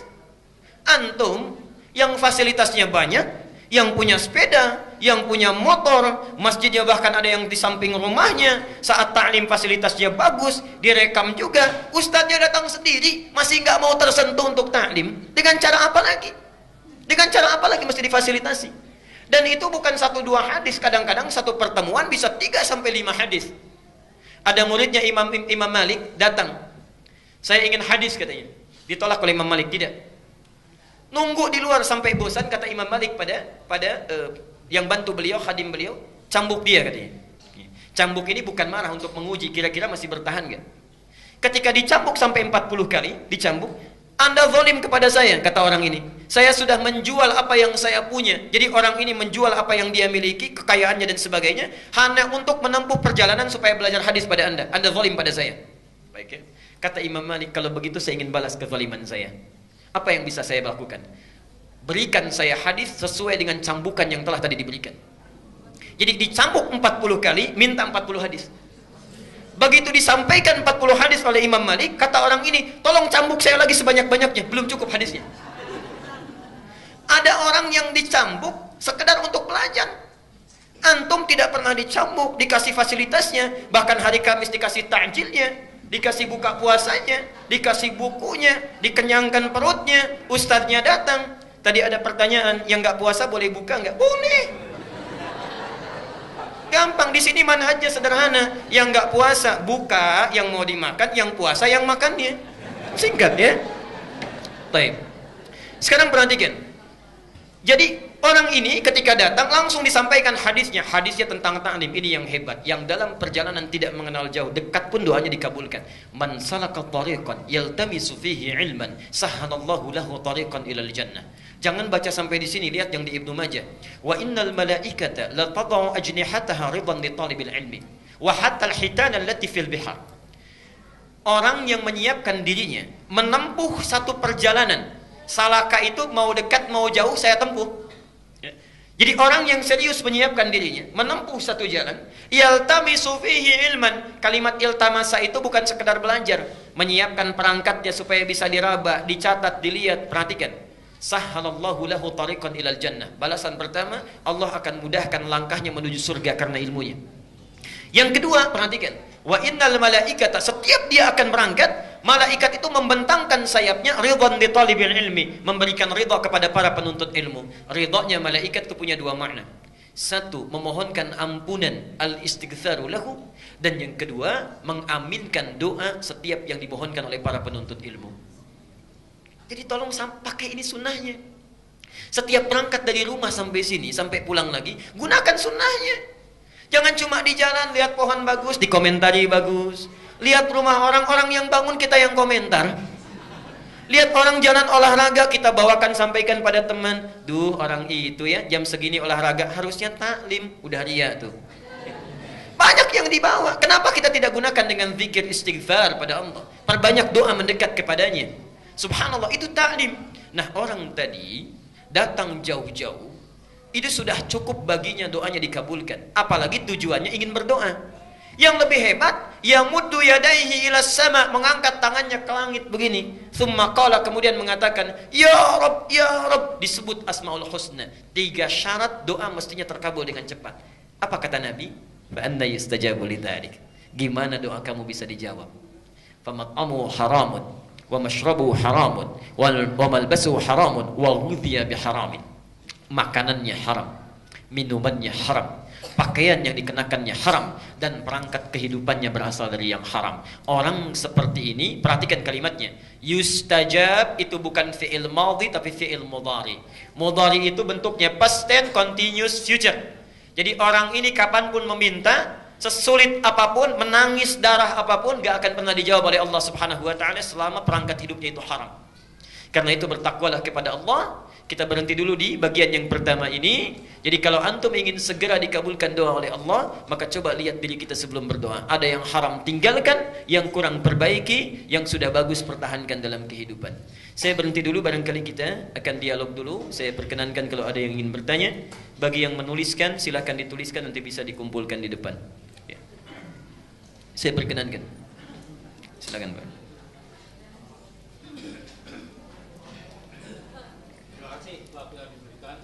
Assalamualaikum warahmatullahi wabarakatuh. Diulang Pak. Diulang. Salamnya diulang. Salamnya diulang. Assalamualaikum warahmatullahi wabarakatuh. Yang kedua itu yang pengen saya dengar. Kalau Bapak sunnah mengucapkan salam, tapi menjawabnya wajib. Saat Bapak mengucapkan salam, yang jawab cuma 1-2 orang. Padahal perintah Qurannya jelas. An-Nisa 86. Wa idza hayyitum bi tahiyatin fahayyu bi ahsana minha aw rudduha. Kalau diberikan penghormatan lewat salam, maka segera respon. Bahasanya pakai fa. Tadi kalau fa itu ada jeda atau tidak? Tidak ada. Jadi selesai diucapkan cepat jawab. Jangan dikasih jeda. Ngobrol dulu sebentar baru dijawab Waalaikumsalam. Tidak. Jawab dengan serupanya atau yang lebih baik daripadanya. Silakan Pak. Saya ulang. Terima kasih waktu yang diberikan. Saya ingin bertanya, kalau anak yang baru lahir itu diharuskan untuk diakikahkan. Ada orang yang menyebutkan bahwa apabila anak itu tidak diakikahkan, maka doa anak itu kepada orang tuanya sampainya atau nyampainya itu lama. Oleh karena itu, meskipun sudah dewasa, sebaiknya anak tersebut diakikahkan. Demikian pertanyaan saya. Terima kasih. Baik. Ini bagus pertanyaannya. Apakah ada kaitan antara akikah dengan doa? Khususnya, apakah orang yang diakikahkan atau tidak diakikahkan? Apakah orang yang tidak diakikahkan doanya akan terhambat dalam arti tidak dikabulkan oleh Allah Subhanahu wa taala? Ini tidak benar karena bertentangan dengan keterangan Al-Qur'an dan Sunnah. Satu, tidak ada dalilnya di Quran, tidak ada dalilnya di hadis, dan tidak ada kaitan khusus antara akikah dengan terkabulnya doa.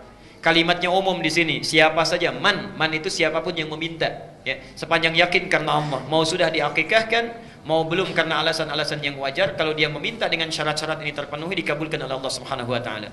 Kaitan akikah bukan terkabul dengan doa. Kaitan akikah itu terkait dengan 2 hal utama. Satu, bentuk syukur kita kepada Allah Subhanahu wa taala. Jadi ketika Allah berikan karunia berupa anak yang akan dirawat sebagai amanah, kita bersyukur. Orang minta-minta belum mendapatkannya, ya. Ada yang minta laki-laki dapat perempuan, minta perempuan dapat laki-laki, minta cepat tiba-tiba lambat, minta lambat tiba-tiba cepat, kan? Makanya ada yang berseloroh mengatakan, bedanya katanya pilkada dengan pilkab agak jauh, walaupun awal-awalnya sama, ya. Kalau pilkada saat terpilih, apa namanya?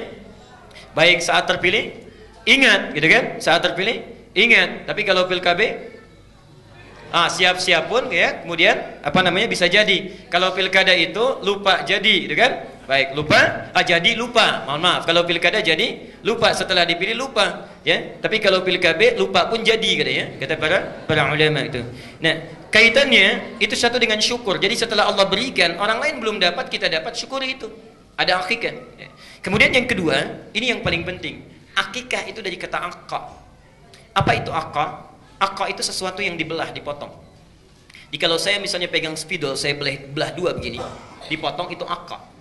Perhatikan, sifat anak yang durhaka kepada kedua orang tuanya, ibunya mengandung 9 bulan, menyusui, merawat dan sebagainya, sudah besar durhaka. Itu dalam fikih akhlak, kedurhakaannya disebut dengan uququl walidain. Uquq itu terpotong kasih sayang kedua orang tua, seakan-akan perhatiannya dipatahkan di tengah jalan. Bukankah ibu merasa kecewa kalau ada anak durhaka? Setelah dirawat apa dan sebagainya, tiba-tiba anak itu luar biasa berperilaku buruknya. Tiba-tiba suka refleks, lisan berkata, aduh saya sudah mengandung kamu, saya sudah merawat kamu dan sebagainya. Seakan-akan jerit payah itu terpotong. Karena itu dalam fikih disebut uququl walidain. Nah, upaya untuk memotong sifat jelek ini supaya tidak tumbuh di kemudian hari, dalam bahasa fikih disebut dengan akikah. Jadi akikah itu kaitannya dengan dua hal. Satu syukur, yang kedua permohonan doa kepada Allah. Dengan ikhtiar ini memohon supaya sifat-sifat hewaninya itu dipotong lebih dini supaya tidak tumbuh dan mudah diarahkan di masa yang akan datang. Jelas ya? Saya bacakan dulu pertanyaan yang sudah masuk. Berikutnya, Ustadz, betulkah pada saat Rasulullah menikahi Khadijah, pada saat itu Khadijah berumur 28 tahun, sedangkan Rasulullah 25? Allahumma shalli wa sallim wa barik. Bapak dan Ibu sekalian, memang dalam pendekatan sejarah terkini ada perbedaan sudut pandang dari para sejarawan. Ya, sudut pandang perbedaan dari para sejarawan. Dulu dalam kitab-kitab Turaf disebutkan Sayyidah Khadijah ketika menikah dengan Rasulullah sallallahu alaihi wasallam itu usianya 40 tahun, sedangkan Rasulullah usia 25 tahun. Saat itu menikah, Khadijah sudah juga memiliki keturunan dari 2 orang suaminya, okay? Dan uniknya begini, saya perjelas sebentar. Ibu bapak pernah nggak kenal Abu Jahal? Kenal di mana? Tahu ya? Baik.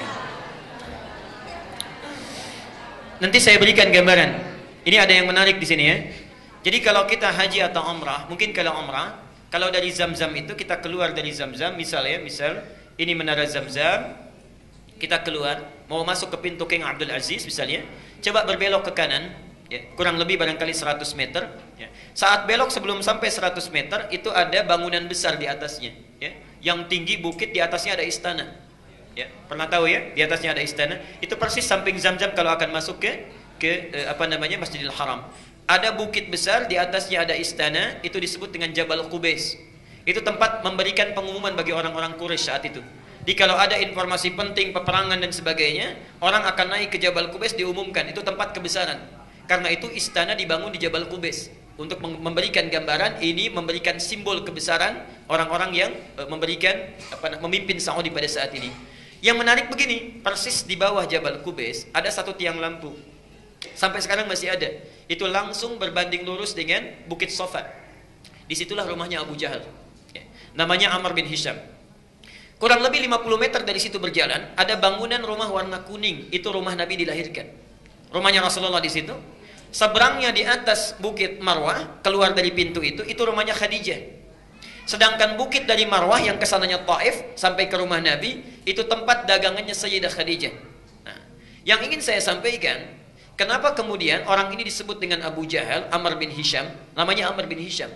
Jadi orang ini sangat aneh ya, sangat aneh. Apa yang disampaikan Nabi selalu dia ingkari. Padahal Rasulullah itu jangankan sama kawannya, lawannya pun mengakui keunggulannya, kejujurannya. Perhatikan Abu Sofyan saat menghadap ke Heraklius, ditanya oleh Heraklius, Raja Roma itu, Herakla, apakah orang yang datang mengaku sebagai Nabi ini, orangnya banyak musuhnya? Ya. Orangnya jujur? Ya. Amanah? Ya. Apakah orang ini selalu menyakiti orang lain? Tidak. Jadi semua yang disampaikan walaupun musuhnya mengakui orang ini baik. Cuma satu orang Amr bin Hisham yang tidak mau mengakui apapun yang disampaikan Nabi. Karena itu orang-orang pada saat itu menggelarinya Abu Jahal. Jahal itu bodoh, kalau disandingkan dengan Abu artinya orang yang sangat bodoh. Jadi kalau ada orang bodoh, ini yang paling bodoh. lawannya aja mengakui, kok orang ini tidak gitu. Kenapa? Ternyata, mohon maaf, dia punya motif. Waktu mudanya dalam satu kisah, tapi perlu diverifikasi, nanti barangkali Ustaz Khalid memperdalam lagi. Jadi, saat muda, Nabi suka berolahraga, bergulat dengan Amr bin Hisham, dia dikalahkan. Saat kalah cedera, ya, keseleo ototnya, di situ punya hasrat ingin membalas kekalahan itu. Saat itu belum terjadi, nah ini sambungannya. Wafatlah suami dari Khadijah yang kedua, Amr bin Hisham ingin menikahinya. Banyak orang ingin menikah dengan Khadijah. Ketika akan menikahinya melamar, ditolak oleh Khadijah. Beberapa saat setelah itu, Rasulullah melamar Khadijah melalui pamannya Abu Thalib. Itu pun permintaan Khadijah. Bertambahlah perasaan tidak sukanya, dendam di situ dengan Nabi. Dari sejak itulah tidak suka apapun yang dikatakan oleh Nabi SAW. Nah, berapa usia pada saat itu? Kalau sejarawan dulu banyak mengatakan 40 tahun. Cuma ada sejarawan kontemporer yang sekarang membuat analisis-analisis. Dikeluarkan usia-usia anak Nabi pada saat Rasulullah itu kemudian menikah, berapa usia anak-anaknya, berapa usia anak yang dilahirkannya. Saat menikah dengan Aisyah, berapa usia Fatimah, berapa usia sahabat yang lain dan sebagainya. Ketika dianalisis ini, dikeluarkanlah angka hitungan 28 tahun. Keluar hitungan itu. Apakah mana yang benar, 28 atau 40 tahun? Jawaban yang paling benar, wallahu a'lam. Ya, wallahu a'lam. Ya. Apakah 28, apakah 40 tahun? Karena ada kaidah dalam ilmu tarikh, baik yang tercantum di dalam Al-Quran ataupun di dalam hadis, kalau di dalam satu peristiwa tidak disebutkan dengan jelas data-datanya, artinya jangan capek mencari data peristiwanya, tapi yang diinginkan mencari hikmah perjalanan hidupnya.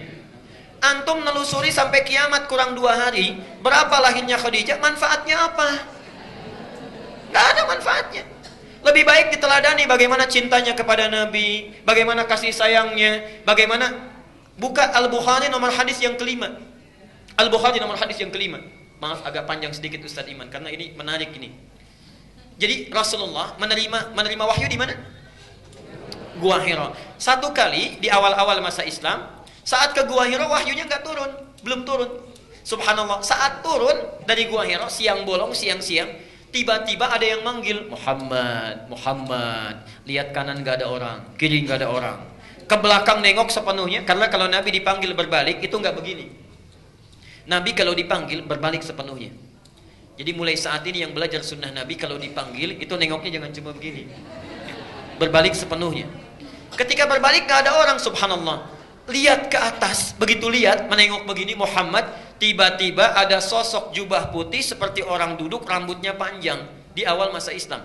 Saya ingin tanya, kalau Pak Johan keluar dari Al-Ihsan ini siang-siang, Pak Johan, kanan nggak ada, kiri nggak ada, belakang nggak ada, di atas ada yang kayak duduk jubah putih, rambut gondrong, apa yang dilakukan? Itu pasti lupa motor itu, lari. Itulah yang terjadi pada Nabi. Lihat redaksi hadisnya. Uniknya, faro'ibtu minhu. Ro'ibah itu ketakutan luar biasa sampai bulu kuduk merinding naik. Itu ro'ibah. Tapi kalau ketakutan bulu kuduk naik tapi sudah nggak ada kesempatan kabur, dirubah redaksinya dari ro'ibah menjadi aujasa. Aujasa, ya. Kalau panjang agak cerita, agak panjang dia. Kalau cerita agak panjang. Lihat nanti saja di Adz-Dzariyat, Quran surah 51 ayat ke-24. Ini bedanya ro'ibah dengan aujasa. Jadi Nabi Ibrahim malam-malam kedatangan tamu, Bapak Ibu sekalian. Tamunya bukan 1-2 orang, banyak. Dan hebatnya, mohon maaf, saya ingin tanya dulu sebentar. Kalau kita nanti insya Allah tengah malam kedatangan tamu malam-malam, jam 1, Assalamualaikum, Assalamualaikum, dibuka nggak? Itu bedanya kita dengan seorang Nabi. Oke, sekarang begini, taruhlah kita berani untuk melihat, diintip dulu. Begitu dibuka jendela sedikit, kelihatan yang datang agak banyak orang, jubah putih, rambutnya panjang. Dibuka nggak? Tengah malam. Perhatikan hebatnya Nabi Ibrahim. Hal ataka hadithu dhaifi Ibrahim al-mukramin. Pernahkah engkau dengar kisah tentang Nabi Ibrahim dan tamu-tamunya yang dimuliakan itu? Idh dakhalu alaihi, ketika datang bertamu malam-malam hari, faqalu salama, mengatakan assalamualaikum. Apa jawab Nabi Ibrahim? Tidak ada prasangka buruk, dibuka dijawab salam, Waalaikumsalam. Enggak ditanya, Bapak dari mana? Ada keperluan apa? Dilihat qaumum munkarun. Ini orang-orang dari jauh kayaknya capek, lelah, enggak usah banyak ditanya. Dipersilahkan masuk, langsung istirahat. Tidak cukup sampai di situ, saking baiknya. Karena itu disebut dengan Ibrahim dari kata abun rahim, seorang ayah yang sangat penyayang. Faragha ila ahlihi, datang kepada istrinya Sarah yang sedang ada di dapur, bertanya, "Ma, kita punya menu masakan terbaik apa untuk tamu kita malam ini?" Dikatakan belum ada yang istimewa kecuali lembu itu belum disembelih. Subhanallah. Disembelih dulu, dimasak dulu jadi gulai. Faja'a bi'idlin samin, lalu datang dihidangkan dengan gulai yang sudah di hadapannya itu, kambing muda, maaf sapi muda. Apa yang terjadi? Subhanallah. Qala ala ta'kulun. Tapi tamunya nggak pernah nyentuh makanannya, diam aja dilihati. Karena penasaran, Nabi Ibrahim melihat dari atas sampai ke bawah. Begitu di atas dilihat sampai ke bawah, kakinya nggak napak dengan lantai.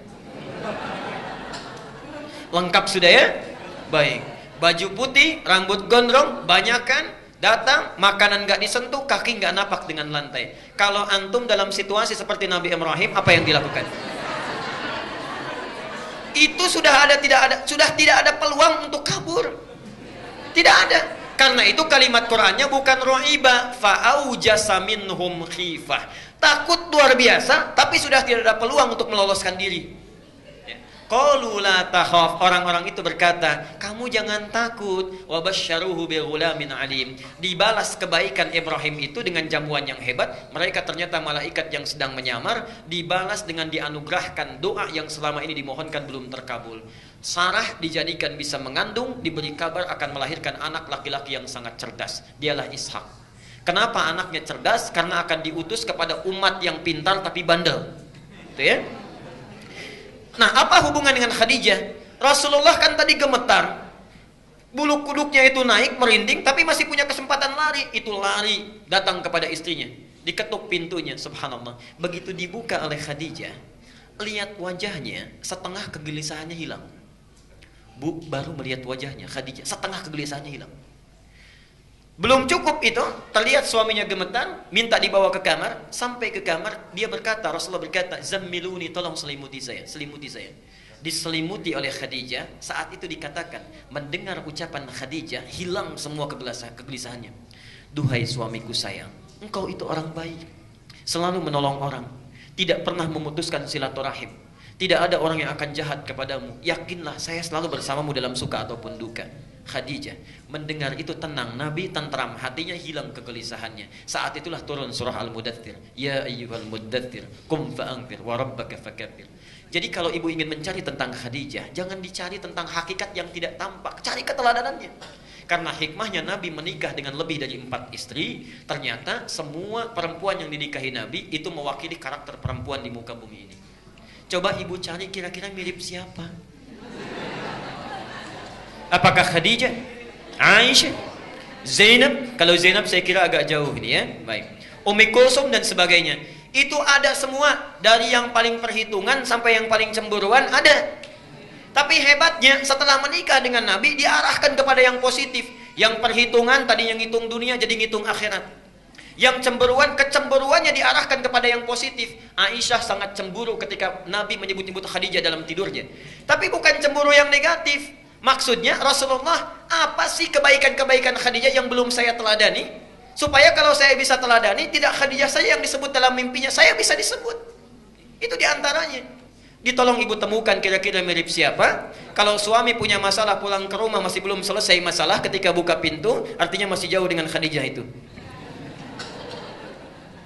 Berikutnya, mengenai doa dalam sholat. Kapan waktu berdoa yang benar? Apakah saat sujud dalam sholat, pada saat salam, setelah salam, dan doa ketika khutbah Jumat, apakah angkat tangan atau tidak? Yang pertama, doa dalam sholat yang dikabulkan ada 4 keadaan. Ada 4 keadaan dan dalilnya sahih. Yang pertama saat berdiri, hadisnya qudsi bahkan. Saat berdiri, ini jangan main-main dengan ini yang paling hebat ya. Hadisnya qudsi. Saya percepat saja. An Abi Hurairah radhiyallahu anhu qala. Dari Abu Hurairah semoga Allah meridai kepadanya, beliau menyampaikan. Perhatikan, saya langsung kepada matan hadisnya. Idza qala al-'abdu ya, Qussimatis shalah baini wa baina 'abdi. Kata Allah, kata Rasulullah, qala Allah azza wa jalla, Allah berfirman dalam hadis qudsi, qussimatis shalah atau qassamtu shalah baini wa baina 'abdi. Saya bagi dalam salat hak dan kewajiban antara aku dengan hambaku. Idza qala al-'abdu, kalau hambaku membaca dalam salatnya alhamdulillahi rabbil alamin, qala Allah azza wa jalla, dijawab oleh Allah, hamadani 'abdi, hambaku sedang memujiku. Wa idza qala al-'abdu ar-rahmanir rahim, kalau hamba kemudian berkata ar-rahmanir rahim, qala Allah azza wa jalla athna 'alayya 'abdi, Allah langsung menjawab, hambaku sedang menyanjungku. Wa idza qala al-'abdu maliki yaumiddin, kalau hambaku berkata maliki yaumiddin, qala Allah azza wa jalla majjadani 'abdi, Allah langsung merespon, hambaku sedang mengagungkanku. Perhatikan betul kalimatnya. Kalimat yang pertama ini, kata para ulama, memberikan kesan, kalau kita sedang baca Al-Fatihah dalam sholat, sedang berdiri, rasakan kita sedang berdialog dengan Allah, bukan bacaan biasa. Karena itu turun hadis di Muslim nomor 97, yang di Arba'in nomor kedua posisinya. Ada ihsan, masjidnya Al-Ihsan. An ta'budallaha ka'annaka tarahu, fa in lam takun tarahu fa innahu. Jadi kalau kita sedang beribadah kepada Allah, rasakan seakan-akan bersama Allah, berdialog. Kalau kita tak mampu menatapnya, yakinkan saat beribadah Allah mengawasi kita. Itu ada jawaban. Yang paling hebat, perhatikan. Wa idza qala al-'abdu, ini poinnya. Kalau hamba sedang berkata iyyaka na'budu, perhatikan rumusnya ya. Wa iyyaka nasta'in. Ya Allah, kami jadikan aktivitas kami sebelum salat sebagai ibadah kepadamu. Jadi sebelum salat itu nanti antum zuhur salat ya. Sekarang niatkan ibadah, nanti makan niatkan ibadah, minum ibadah, pulang ibadah. Kalau ada hamba yang seperti itu, wa iyyaka nasta'in, dan sekarang kami punya permohonan, hanya kami mohonkan kepadamu. Kenapa kalimat iyyaka nasta'in ini muncul? Karena ini perintah di Quran saat dalam fikih salat, Al-Baqarah 45. Perhatikan, bagi orang-orang yang punya persoalan sebelum salat, wasta'inu bis-sabri was-salat. Kenapa kita dipanggil oleh Allah lewat salat? Itu bukan hanya tuntutan fikih semata. Allah sebetulnya ingin menyelesaikan segala persoalan yang kita bawa sebelum menghadap kepadanya. Seakan-akan ketika mengatakan hayya 'ala shalah, si dia salat, punya masalah apa? Punya problem apa? Punya kesulitan apa yang akan diselesaikan? Ya. Karena itu dalam panggilan adzan setelah hayya 'ala shalah apa? Hayya 'alal falah. Kalau orang salat pasti bahagia karena masalahnya selesai. Karena itulah ketika kita mengucapkan iyyaka na'budu ya Allah, adabnya, saya sudah beribadah kepadamu, sekarang punya permohonan, hanya kepadamu saya panjatkan. Apa jawabnya? Hadza baini wa baina 'abdi. Inilah komitmen antara aku dengan hambaku. Wali 'abdi, perhatikan kalimatnya. Wali 'abdi, dan untuk hambaku yang telah menjadikan aktivitasnya sebagai ibadah itu, masa'ala, apapun yang engkau minta saat ini aku akan berikan. Aku akan berikan. Dan itu sudah dipraktekkan oleh Nabi Zakaria sejak muncul perintah solat di awal-awal. Jadi solat itu bukan hanya pada Nabi Muhammad, Nabi Isa solat, Nabi Musa solat, Nabi Zakaria solat, tapi caranya tidak sama dengan kita. Perhatikan hebatnya cara Allah mengabulkan doa. Saya mau tanya, kalau suami istri sudah menikah puluhan tahun belum punya keturunan, suaminya sudah divonis sepuh, istrinya divonis monofos dan mandul, secara medis mungkin tidak punya anak. Secara medis mustahil punya anak. Nabi Zakaria bangun, masuk ke mihrabnya. Ali Imran surah 3 ayat ke-38 dan 39. Perhatikan. Dalam solatnya berdiri itu meminta kepada Allah. Hunalika da'a Zakaria rabbah. Di mihrabnya Zakaria bermohon kepada Tuhannya. Apa doanya?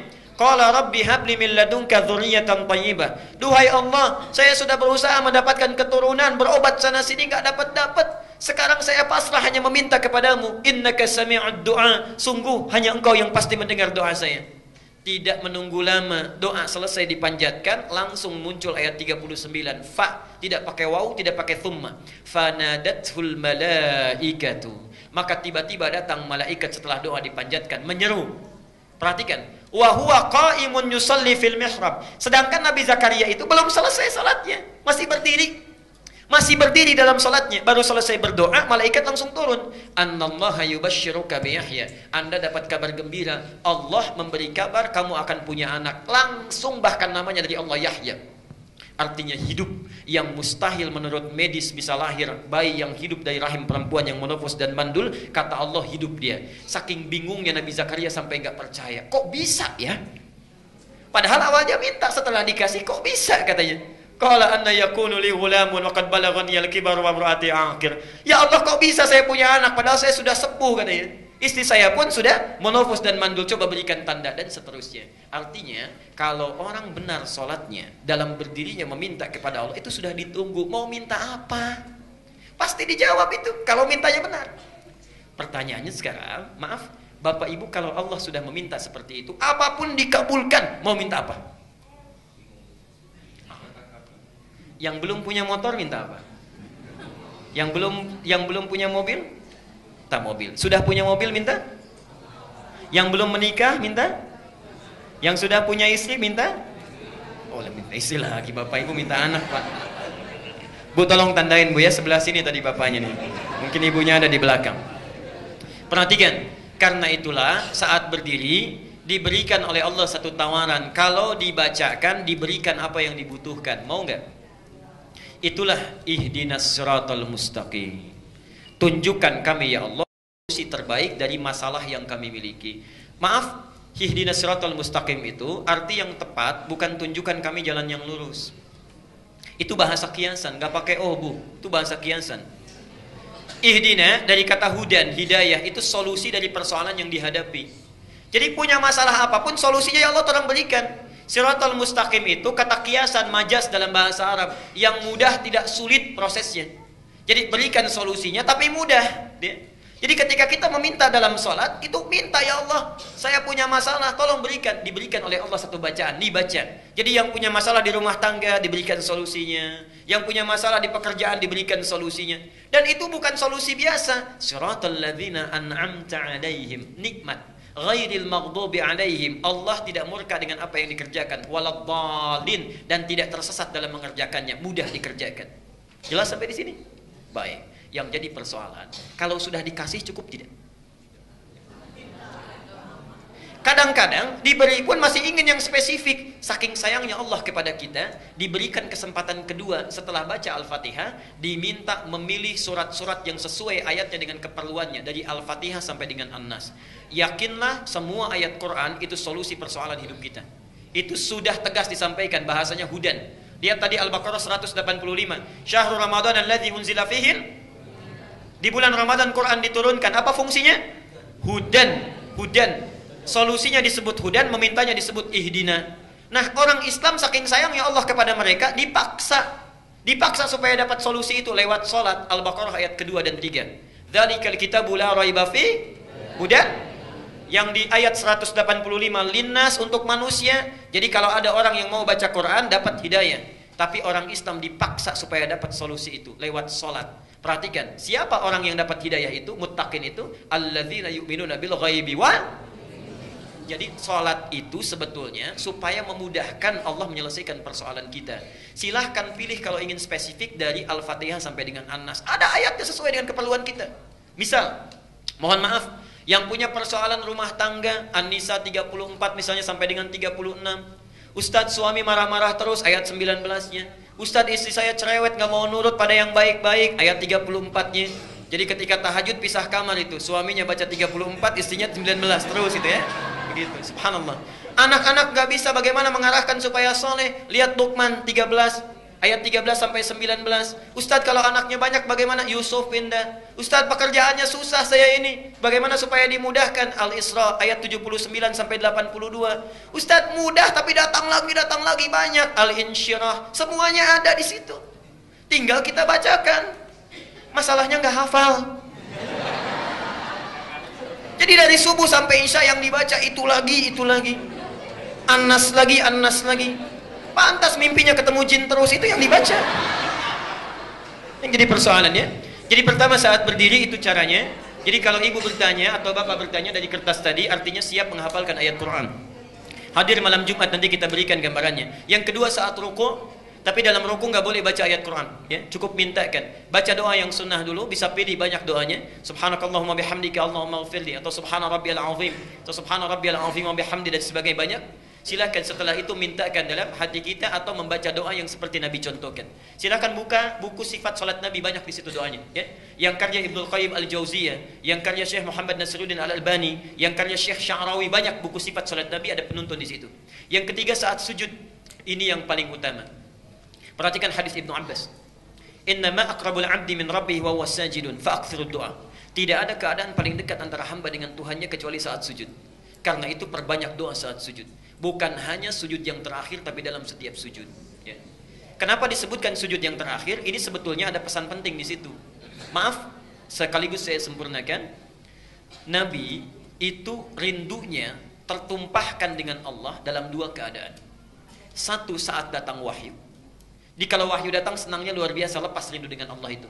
Pernah wahyu tidak turun 6 bulan berturut-turut.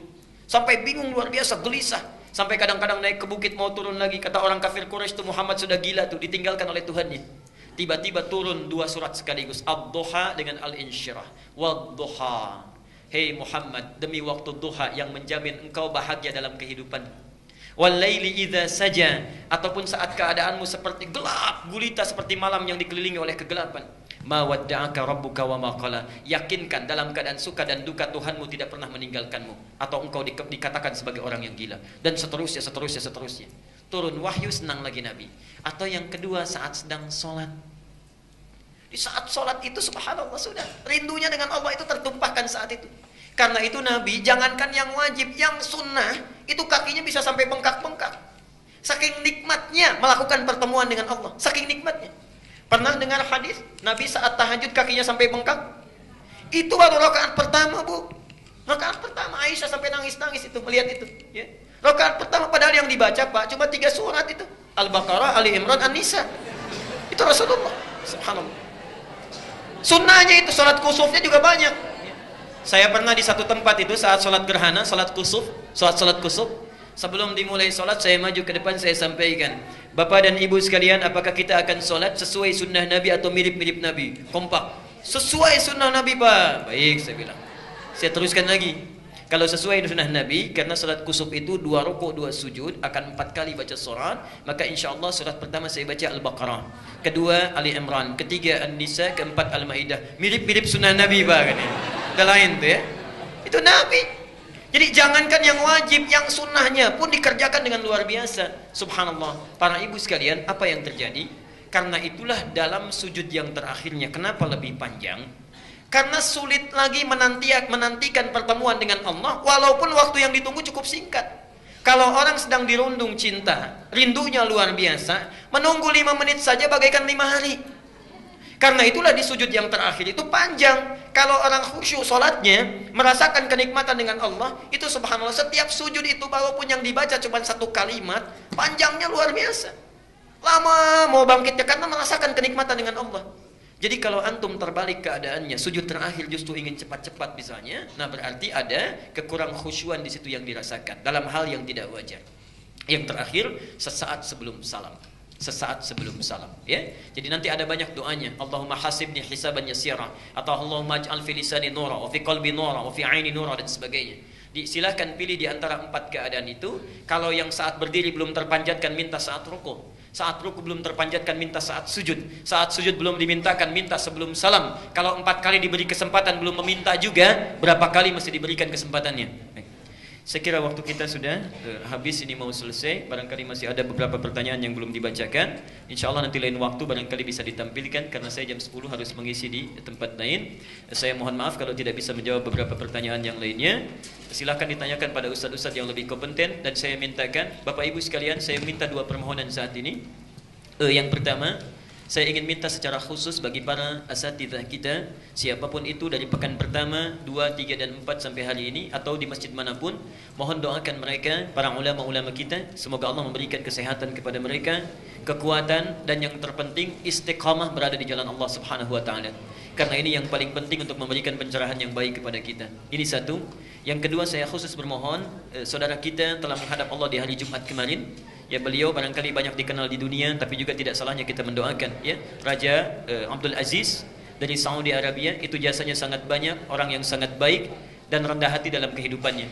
Tidak ada di dunia ini seorang pemimpin besar, ya, tentunya selain Rasulullah masa modern sekarang, yang kekayaannya banyak, raja, banyak kekuasaan yang bisa dilakukan, tapi dalam cara wafatnya keadaan yang sangat sederhana, tidak dibawa dan tidak macam-macam, tidak banyak pesta pona, hanya disolatkan dalam tempat yang sederhana, dibungkus di kain kafan di tempat sederhana, dan ditempatkan, dimakamkan di pemakaman umum, bukan pemakaman mewah, tidak ditempatkan di tempat yang wah, tapi ditempatkan dalam tempat yang sederhana dan biasa saja. Semoga Allah mengampuni dosa-dosanya, memberikan manfaat kebaikan dan amal jariah atau sedekah jariah dari segala kebaikan yang pernah dikerjakan oleh beliau. Kita akhiri dengan doa kifaratul majlis bersama-sama. Subhanakallahumma wa bihamdika asyhadu an la ilaha illa anta astaghfiruka wa atubu ilaik. Wa akhiru da'wana alhamdulillahi rabbil alamin. Wal 'afwu minkum. Assalamualaikum warahmatullahi wabarakatuh.